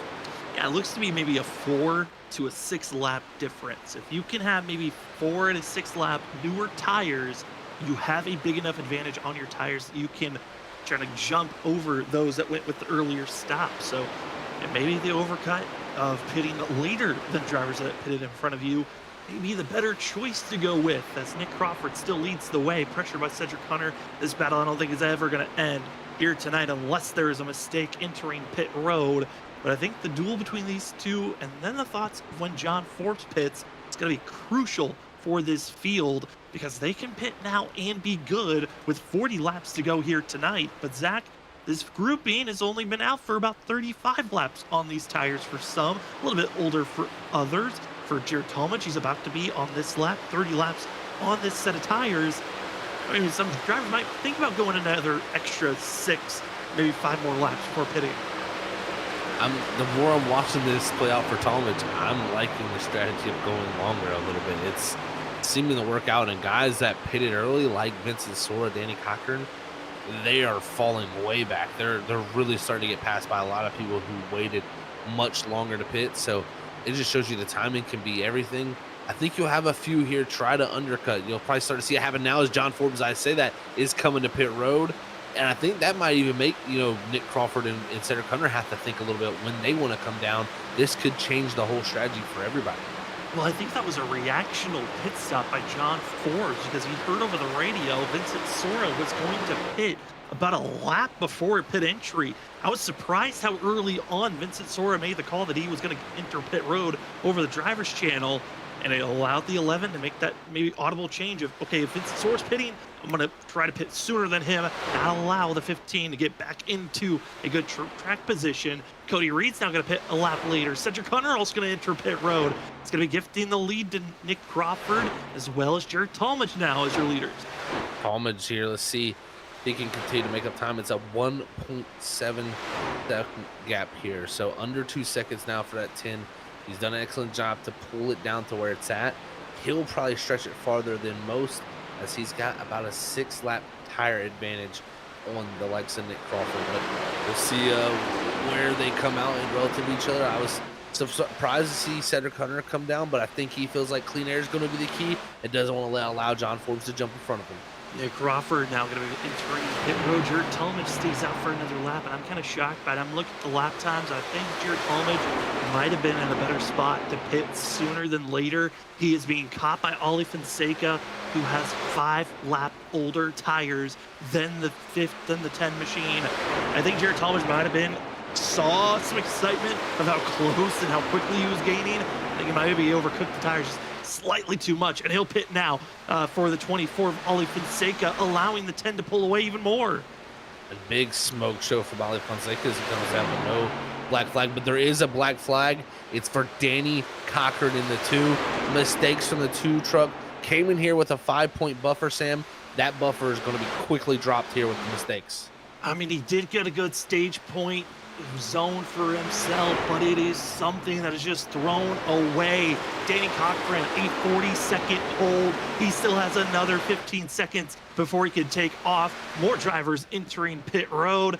We got ourselves just about 5 more drivers that need to make a final stop before this race is over, and it's going to be Ryan Ferraro now into pit road for himself. Man, for Cochran still sitting there, that hold is going to pretty much take him out of contention of really anything better than, in my opinion, of 20 seconds. So that is going to be tough for him to swallow. Maybe he can get a late caution here to get some help with that. But right now, Talmadge still continuing to stay out. His lap time is 32:23. You know, that's a decent lap time on these tires, and a 17 that time by. If he can be putting down a little bit quicker, it would have helped him out a little bit here for staying out this long. Yeah, I mean, he's running about 10th off of what he really needs to be running, and giving up just a couple of tenths here and there, it just adds up so quickly. We're running at this point 4 laps longer than Cedric Hunter, 5 laps longer than a few others, and a tenth here or there is a half a second that's been lost on top of the 2 seconds that you've been giving up just by staying out on older tires compared to those that are on newer tires. But again, I think for Jared Talmadge, it's a different mindset. Maybe it's not a winning strategy, it's a maximized strategy on the amount of tires, but you also need time to get these positions back, and Jared Talmadge pits this go around. That he does. He's on pit road this time. It's Tyler Dingler who transfers over to the lead with Thomas Green slotting up the second. Jesse Thornick's now going to go to the third, and it will be John Forbes in the 4th position that will be positioned to be the leader once this all cycles through. It's going to be quite the dash here between our top group. Seeing Justin Campbell trying to get by Malik Kuntz. This is for 10th place. We're seeing the 9 machine trying to make this pass, as well as having the 6 machine of Justin Smith, who's currently 3 laps down. Trying to figure out how he's going to maybe try to make the pass here. Looks like 6 also going to be falling back currently after that pass, but Cedric Hunter half a second back from what should become our leader of John Forbes once this pit cycle concludes, with up to 30 laps to go here. It is now going to be most likely a 3-horse race. John Forbes, Cedric Hunter, Nick Crawford. Who's going to have the better tires positioning for this win? It's about a 1.5 second difference of Crawford to Hunter, but then Cody Reed just is too far back, Zach. I think the 25, slight mistake on that pit stop. That he did. He locked up big time coming to pit road, lost a good bit of time, and that really hurt his case as he's back there battling with the likes of Vince and Sora. But I will tell you one thing. The top 3, when we do cycle through John Forbes and Cedric Hunter and Nick Crawford, these 3 have been kind of more or less the class of the field tonight. They've just been seemingly able to, use the short run speed of the tires and still have the longer run, which has really allowed them to keep the track position, keep the positioning up front. And it's been quite the battle. But you're Cedric Hunter here. You're catching Forbes now. You got Crawford behind you with 1 lap fresher. You got 1 lap fresher in Forbes. You want to get this done quickly if you can without using the tires, because, man, that would just help his case for trying to hold back that 74. Less than 30 laps to go, and Cedric Hunter is there to try to go for this pass, what should become that pass for the lead once the pit cycle concludes. But there were more mistakes under pit road. Under our first green flag pit stops, Joshua Freed was caught with a holding penalty of speeding on entry. But joining with Danny Cochran under this pit cycle's pit stop, the money stop, Ollie Fonseca as well in the 24 holding penalty. He as well is going to be one lap down once this pit cycle concludes, as Cedric Hunter, John Forbes, they're back at it, swapping back and forth the crossover moves with lap traffic. Here we go. Watch out, Garcia, as our playoff contenders push it 3 wide. Cedric Hunter wants this lead. He's not willing to give it up. Forbes has everything on the line as they continue to fight back and forth. It's Nick Crawford, fresher tires. He's trying to close in. He's trying to close in while these two race side by side, really putting it all on the line. Cedric Hunter that last time positioned himself. He says, nope, you're not going to use the pick of Joshua Freed on me. I'm going to go around the outside through the middle, and right here is going to finally clear this 11. Cedric Hunter to the point. This could have been the crucial pass he now needs to keep the clean air. Each lap that ticks away, 4 opportunities could loom for the 74 Nick Crawford, the Season 4 champion, trying to close in on the Season 5 champion, and Cedric Hunter yet to win a championship, but it just feels like the 7's one of those non-championship winners that it is waiting for him to grab a chance at glory. And this could be the season as the 7 trying to lock himself into the next round with a win here tonight. What a story this could be, man. Cedric Hunter, really this season has not been that same Cedric Hunter from the past. That ISRC was one of the top contenders week in and week out. He's had a slow start back to his season here, and he has slowly got back to form, contending for a few wins. And now with control of this race, we'll see what he can do. But we're watching one of the drivers with the freshest tires in the field, Jarrett Talmadge, try to cut through the field, but he's about 9 seconds off that group of Cedric Hunter and John Forbes. Yeah, I mean, he was, before they even started pit stops, he was about a second and a half off, and Jared Talmadge stayed out so long that he just gave up a full about 14 seconds to the leaders, and it's just a little bit too much ground to try to make up and try to go for a win. But a top 5 is still in the window for this 10 if he can try to run down some of these top contenders, but there's still a big gap, 3.5 seconds between this 10 to 9th place currently, Malik Kuntz. Definitely quite the battles we've had going on throughout tonight with the strategies. I tell you, it's just really made everything so much more. When you're from the driver's seat, you're really calculating thousandths of a second, saying if I, and it's really all the timing. If you get it wrong, it just plays so bad for you. So it has definitely been the factor, I think, for the majority of the night. But one thing I will say, with Green and Thornick still out front, they're about 4 seconds ahead of Cedric Hunter, who's going to be quickly getting there. But Nick Crawford has made the pass and now is in what will be second place. As Nick Crawford, John Forbes, the 11, falters back. The question is, how far will John Forbes fall down this leaderboard once everyone finishes out on these pit stops? For Thomas Green and Jesse Thornock, again, for the 20 and the 00, they are counting on a caution right now. They can still run for another 8 more laps before they're forced into pit road. But they, at this point, it is stay out there until you run out of gas for Green and Thornock. And what a surprise change-up this could be if we find ourselves with that late yellow. Speaking of late decisions, Joshua Freed not going to be able to finish out this race at 39. Called it quits just about 5 laps ago. Well, I tell you what, with those leaders of Cedric Hunter and Nick Crawford catching those older tires, it's going to be interesting because Thornick, right now with Cedric Hunter coming up to him, he's going to have to make a decision with this 7 machine. How is he going to get past this 20 without getting held up? He ran the bottom that time there, and it really lost him a good bit of momentum down this front straightaway. Here comes the 74 Nick Crawford. The 7 Hunter needs to clear this 20. trying to clear, not able to fully do so, and it's going to be a little bit of an early diamond charge for the 74. Holds up just slightly on John Force, but it enables Nick Crawford to be right on that back bumper down into turn number 3. Crawford running almost practically into the wall, trying to get as much air on that front hood as possible, and Cedric Hunter positioning perfectly, putting the aero block. Crawford still not able to make the pass on Hunter. It's going to be a ton of aero blocking going on right here. Take away the line that the driver behind you wants. And I think the line that you're going to want is that top side. That's why you're going to see Cedric defend that. But here comes the 74. It's going to cut low here. Try to get a side draft, and he will get there. He's going to have the quarter panel, and now down in the 3, he'll have the head of steam. Slide job move down into turn number 3, ducking it low, trying to fully clear, slides in front of the 7. Cedric Hunter, he's gonna have a small momentum to try to dip it down low, will do so. Crawford tries to block, sends the 7 in practically into the grass. They stay side by side down into turn number 1, and Crawford, the bold move, gives him the lead for the 74. Very bold. That bold move almost ended up putting him in the infield. He gathers it up and he keeps it together. Now with the advantage of the tires, he's got the clean air. Cedric Hunter's got to be thinking, all right, now I need to reset myself. Do not let this 74 run away. It's a long way to go, 19 laps. We still have some tires left here, and we've seen from the runs before, just because you have fresher tires doesn't mean you can't fall off more.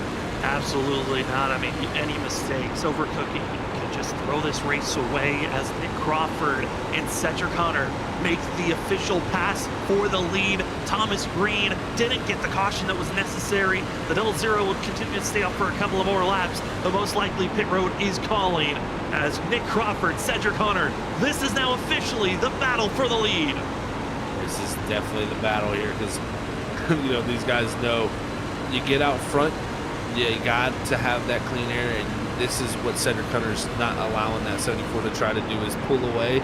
But Nick Crawford's thinking right now, I just need to open up the gap as much as I can to make that 7 have to push. It's really one of the situations where how hard do you want to go, and does John Forbes lay back here and let these two kind of run their tires out and try to become a last-ditch effort here? So this is going to be fun to see. And right now, like you said, it is officially the battle for the lead. 17 laps to go, but Zach, I know for the drivers, they might say this is a commentator's curse, but we look at some of the ways that past seasons have ran.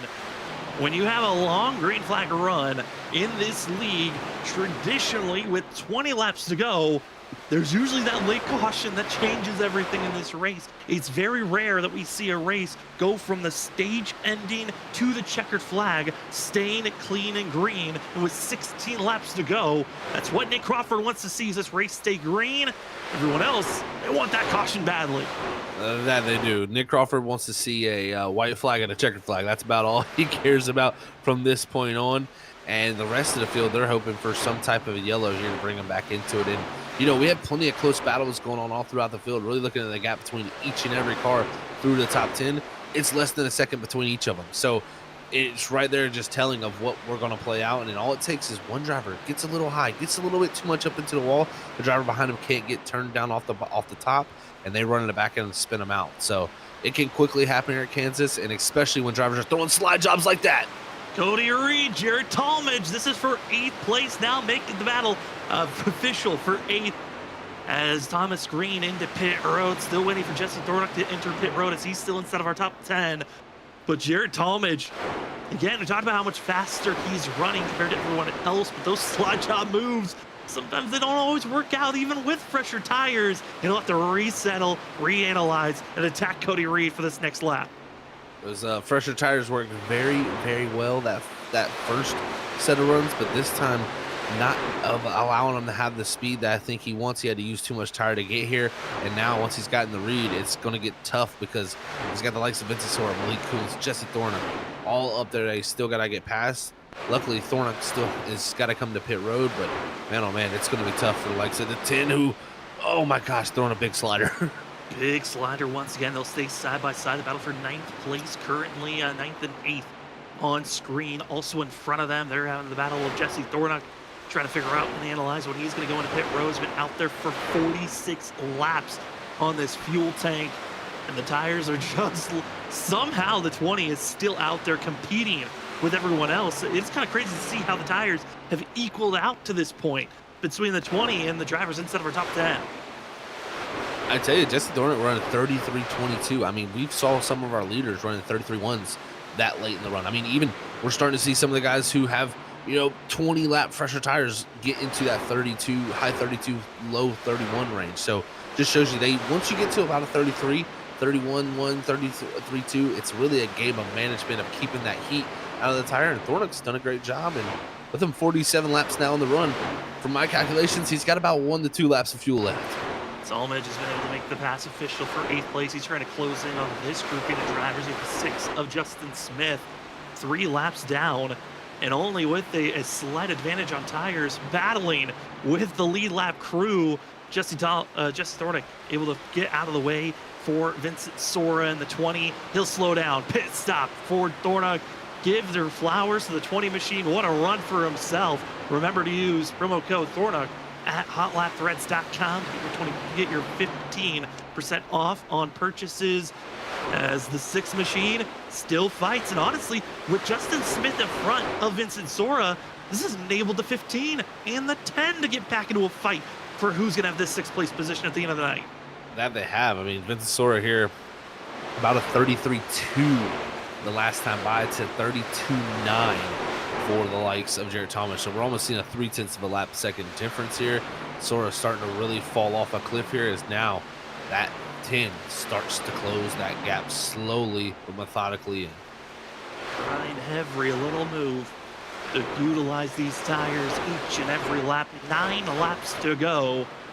As you see, the 2nd place runner, Cedric Hunter, he's fallen back to 0.3 off of Nick Crawford, but staying attached. That's the big positive you can take away for Cedric Hunter, as he's still in a position to put the pressure on Nick Crawford to continue to run fast laps. And they're both matching laps each time around.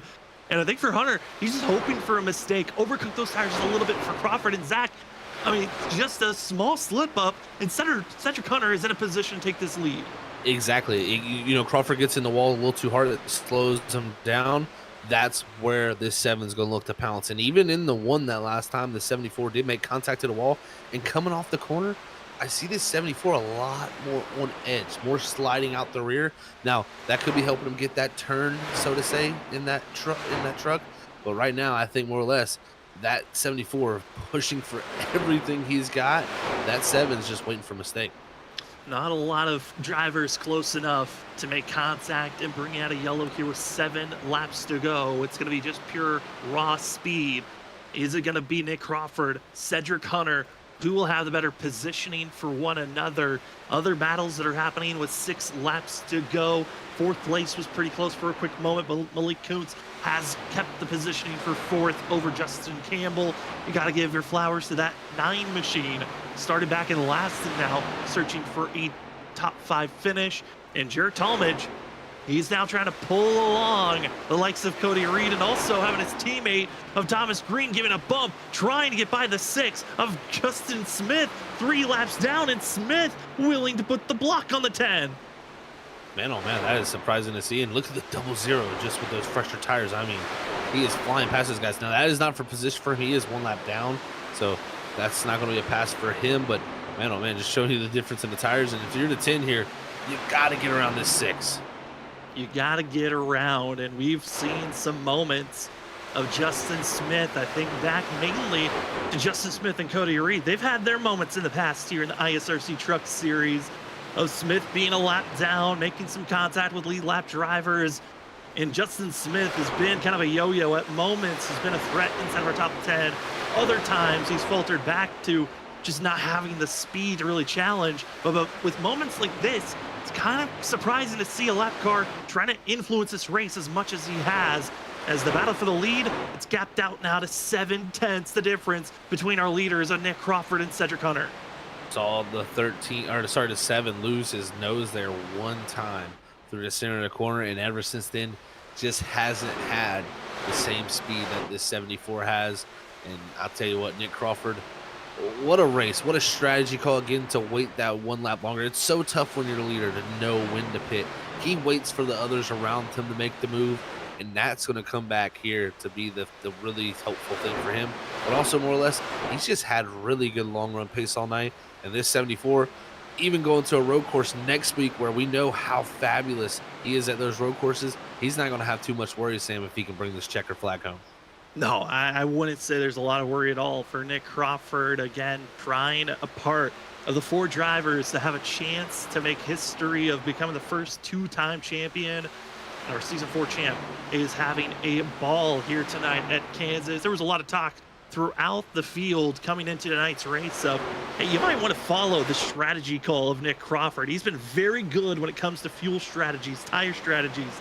And tonight, we stay clean and green. And once again, the strategy calls just line up perfectly for Nick Crawford. He's almost up to a full second, trying to run down Dakota Moniz and put down the 5 lap. As we cross the line, it is official. This race has just been a clobbering fest.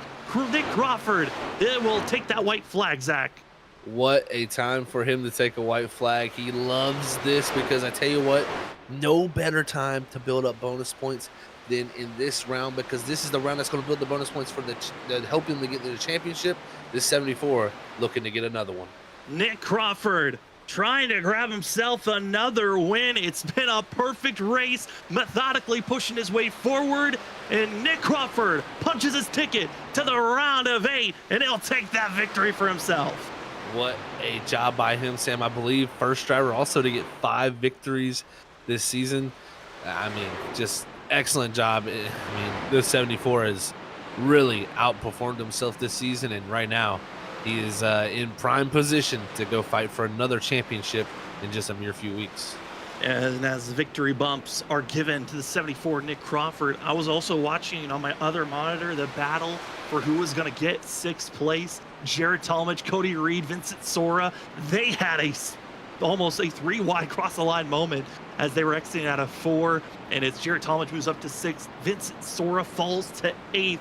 Not a great points day when you look at the finishing. Luckily got those stage bonus points for Vincent Sora, but all eyes lie on the toast machine.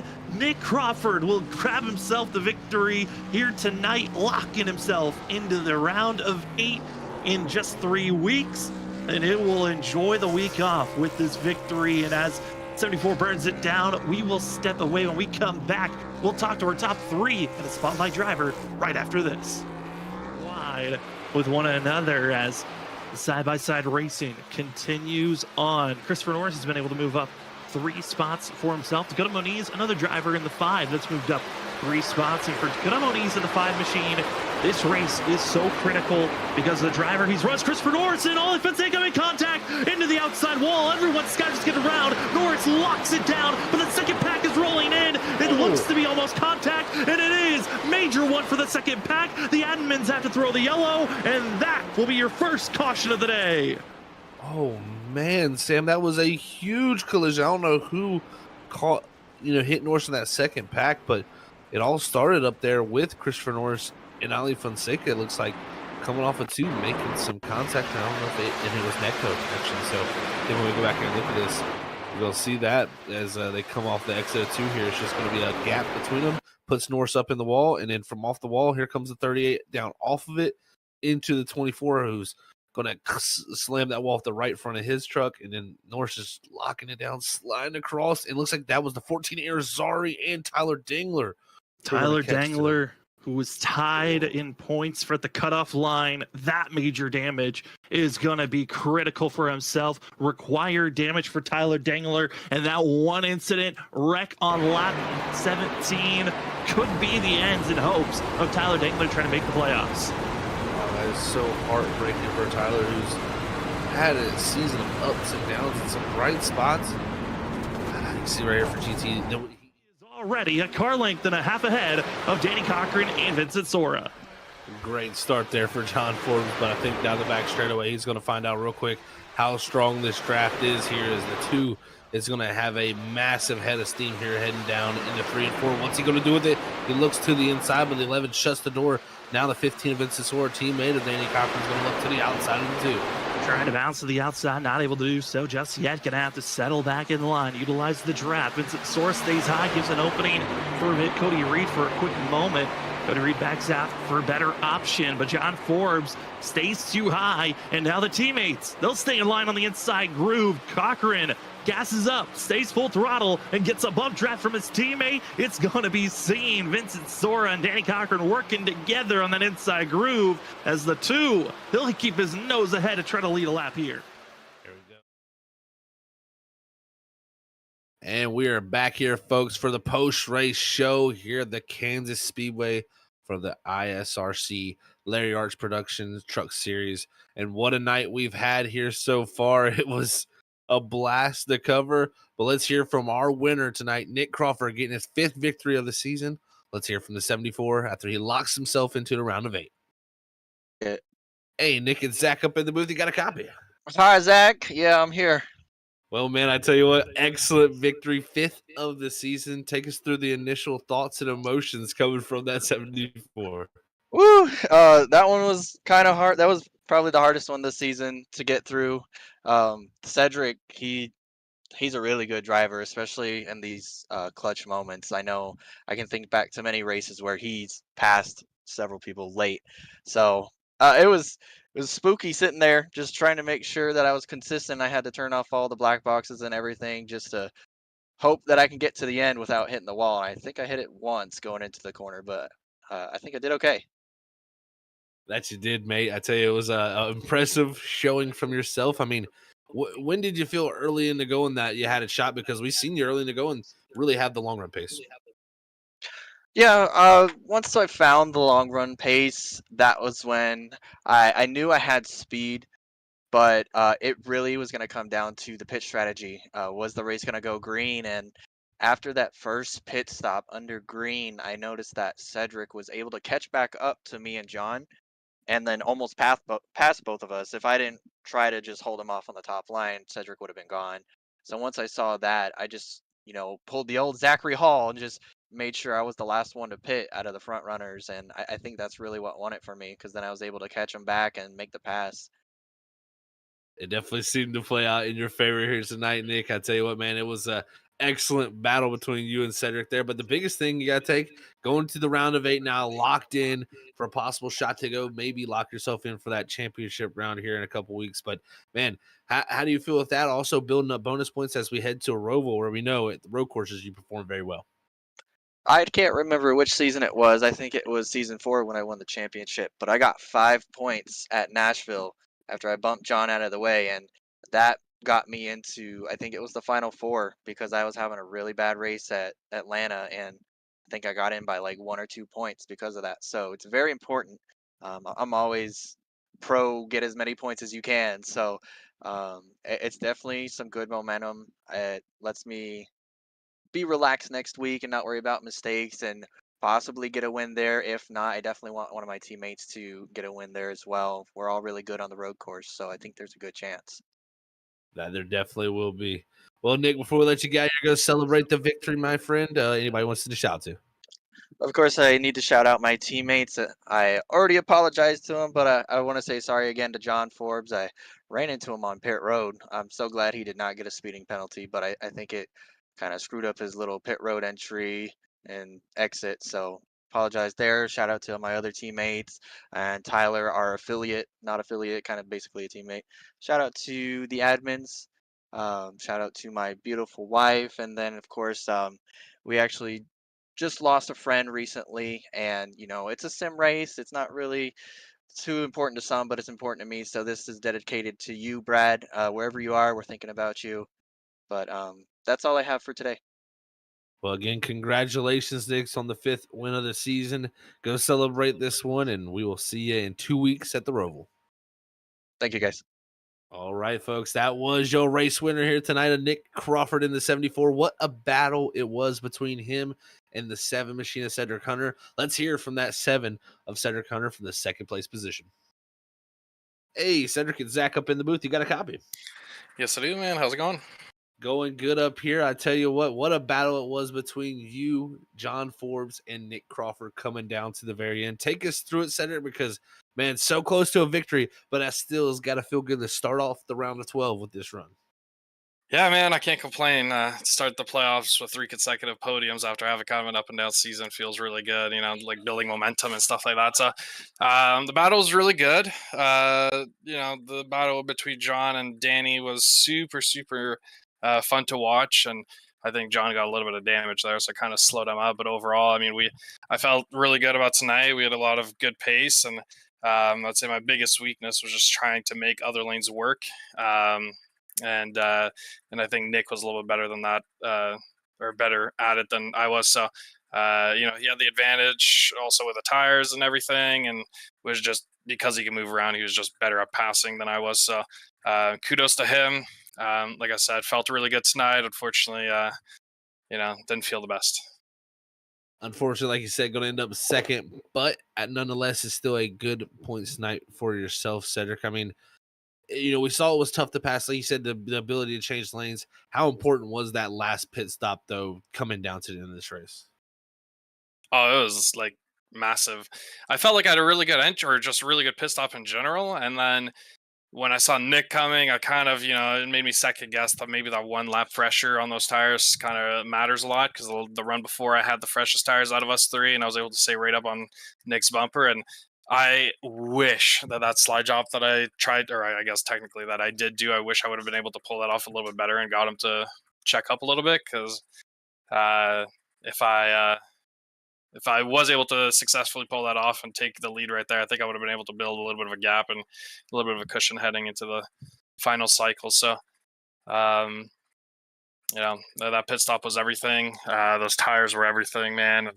And, actually, one thing that kind of caught me off guard, and I don't know if Nick mentioned it, the truck surprisingly drove it drove completely different whether you're in clean air or dirty air. And all my practice that I did was all in the packs and dirty air and stuff like that. So as soon as I got to clean air after I passed John, I kind of felt like the truck was a little bit unpredictable and loose and tight, and just didn't drive particularly great. And I really wasn't expecting that. So Nick capitalized on it. So congrats to him. Definitely a great battle between you two coming all the way down to the end. But, great points night, Cedric. This actually puts you third in the points here. Looking back to eighth, it looks like you're going to have about a 15-point gap heading into the Roval. How do you feel, first off, about the Roval being a road course, and with a 15-point gap? That's got to be pretty, comforting. Yeah, no, I feel really good. I mean, I feel way more confident now than I did when I had a 7-point gap going into Bristol. So, the Bristol's obviously, or the Roval, I mean, is pretty good for me. So, hopefully I can ring off 4 podiums in a row, or maybe a win. We'll see. But yeah, the Roval should be fun, man. There's a lot of quick guys in this league on the road courses, and the guy that won tonight is my favorite there, or for that track. So I guess we'll see what the competition brings. That we will, Cedric. Before we let you get out of here, man, though, anybody want to send a shout out to? Yeah, man, I want to give a huge shout out to you guys, to the fans out there tuning in. I want to give a shout out to my teammates with Vinny and Danny. They didn't have a particularly great run tonight, but I know they'll bounce back and run really strong next week, and hopefully we'll all squeeze into the what's it called, the Elite 8 or whatever. So outside of that, shout out to Nick again for winning tonight. Obviously Nick and I are going to be teammates again, as well as you, Zach, on Wednesday. So I'm super looking forward to it. That should be great. And to anybody out there, if you don't follow the streams on Wednesdays, I strongly recommend coming out. We're gonna have a great season for WSSR, and you won't want to miss it.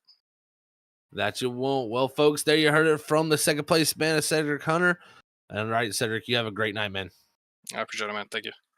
All right, that was second place there, folks. As now we're going to move down to our next driver on our podium position. That's going to be 11 of John Forbes, getting his 10th top 5 of the season. Hey, John, it's Zach up in the booth. You got a copy? Yeah, I do. Well, buddy, I tell you what, man, what a battle it was for you tonight. It seemed like one way or another, you were up front from the start, almost all the way to the finish. Unfortunately, coming home third, but take us through it, because you were in quite the battle here.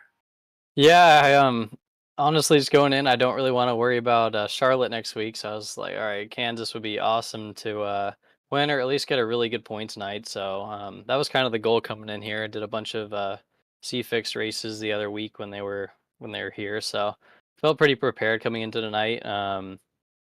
Should have had a stage win. Martin played a great strategy to get that win, and then I mean, can't complain about finishing second there, getting some great points. And then from there, it was just like trying to play the strategy.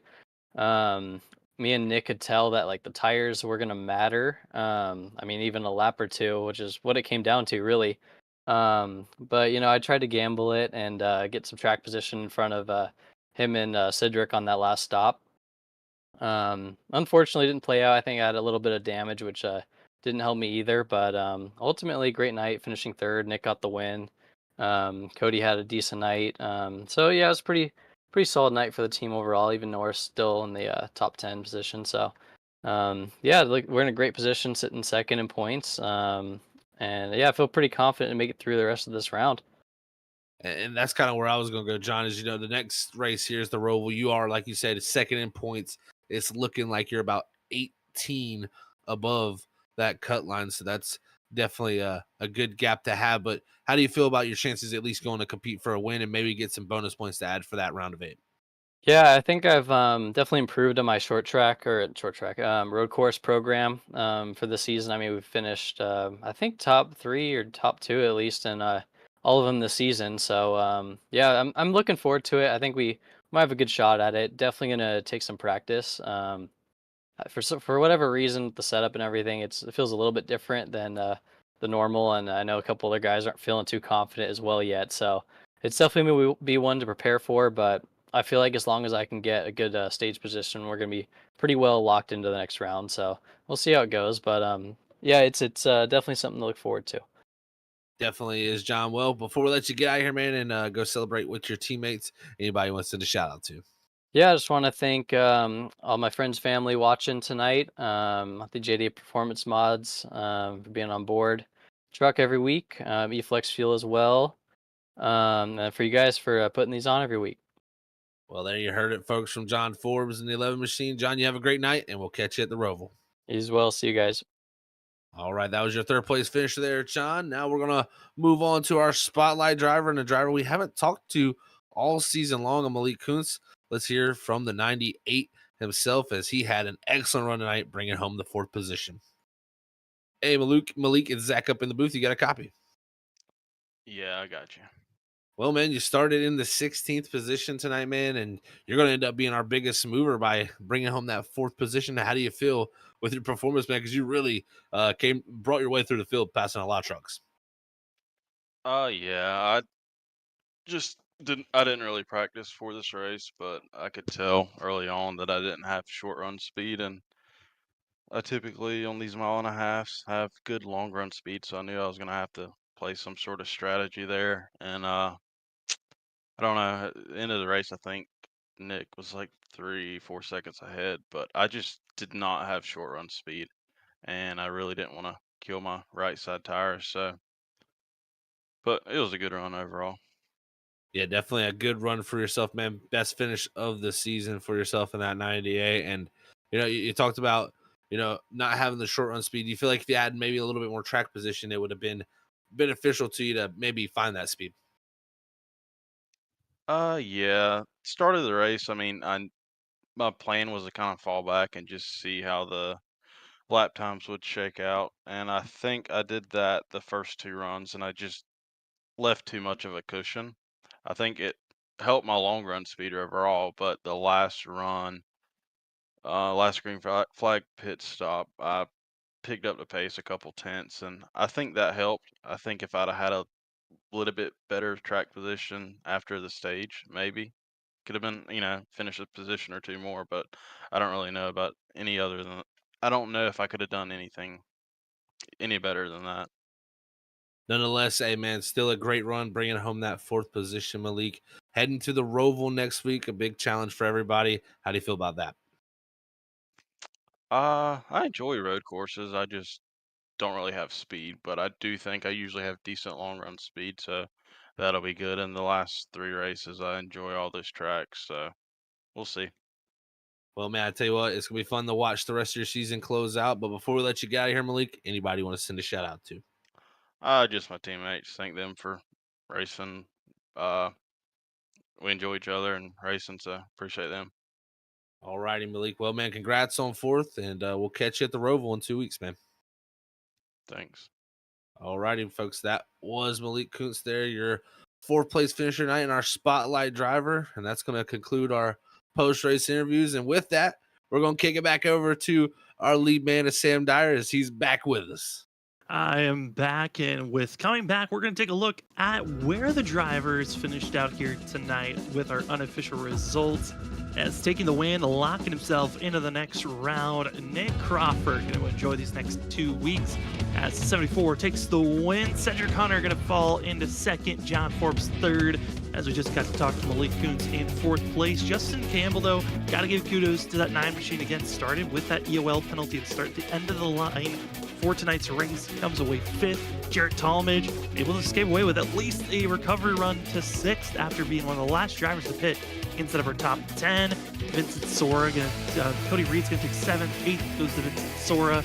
Josh Kanata ninth. To finish out our top 10, it's Christopher Norris, who honestly did not have the run that we were expecting here tonight. I think a really fall-off run for Norris, one of his weaker races of the season. I think he's going to be hoping for a great recovery run. But Zach, there's a few other drivers that after tonight, the Roval is going to be a tough pill to swallow. That it is. I mean, I look through the rest of this order, and I mean, I look at guys like Dakota Moniz back there in 16th, the playoff driver. Ali Fonseca finished in 18th. Danny Cochran 19th. Those three are definitely in different positions when it comes to where they're sitting. Cochran is still sixth in points, luckily with those 5 bonus points brought in and those stage points he got. His night is not going to be too big of a loss, but you know, the 18th place finish and the 16th place finish for both Ali and Dakota has put them very far back with their backs against the wall, entering probably one of the toughest road courses you could possibly have. So it's going to be a tough night for those guys who finish farther back in the playoff positions. Entering one of the toughest road courses, but luckily they have a week to prepare. No race next week. The next time that they're going to hit the track is in June, as it's going to be a holiday next week. But for us here at Freaky Fast Broadcasting, here's our upcoming schedule. Again, next week we will be off, but Tuesdays are now free. They're open for any leagues that are looking for a broadcast team. Tuesdays are open, so if you'd like to book your league that runs on Tuesday nights, hit us up on Facebook or on Twitter, and we would love to get in contact with you to be covering your Tuesday league. This upcoming Wednesday, it's the start of a new season, Season 9 for the WSSR, and it is going to be a packed house at Atlanta. Do not want to miss out this upcoming Wednesday. Also on break still is our Thursday series of the Shoney's Doghouse Cup Series with Zach. Week off next week, but for Monday, but this upcoming Wednesday is a must, cannot miss racing event. It is going to be a blast to watch. Yeah, I tell you, I hope it's enjoyable for everybody to watch. I know myself competing in the show, it's going to be nerve-wracking starting off the season with a lot of new faces and some faces that I think will have a big impact in the season. You know, really some big names coming over to Wednesday night, and it's going to be quite the show. So like everybody said so far, make sure you tune in this Wednesday in Atlanta. It's going to be quite the show, I think. Yeah, the last 2 seasons for WSSR, you could call it the all-star racing. All the leagues that we've covered here on Freaky Fast Broadcasting, seeing a lot of those top contenders mixing and mingling. Well, now we have a lot of top contenders from outside of Freaky Fast Broadcasts that are entering into the fray. I think that's going to be a fun watch. Do not want to miss it. This Wednesday, going to be a great showing of action. You do not want to miss out. But for tonight, another great race for the ISRC Alaria Productions Truck Series. Nick Crawford grabbing the victory for himself as the field gets to settle in. One more race left in the round of 12, and it's going to be at the Roval in 2 weeks. But for tonight, I want to say thank you to everyone that joined with us here on Freaky Fast Broadcasting. For myself, Sam Dyer, for Zach Hall, and for Robert Moyer Jr. Thank you for joining with us. Congratulations to Nick Crawford being the one and only driver that's locked into the next round. Now there's 7 spots to be grabbed in 2 weeks. Do not want to miss it as more playoff racing action on June 3rd at the Roval. But for us, if you want to see more racing action before then, we will see you Wednesday night for the start of a brand new season for the WSSR. We'll see you then for our next Freaky Fast broadcast.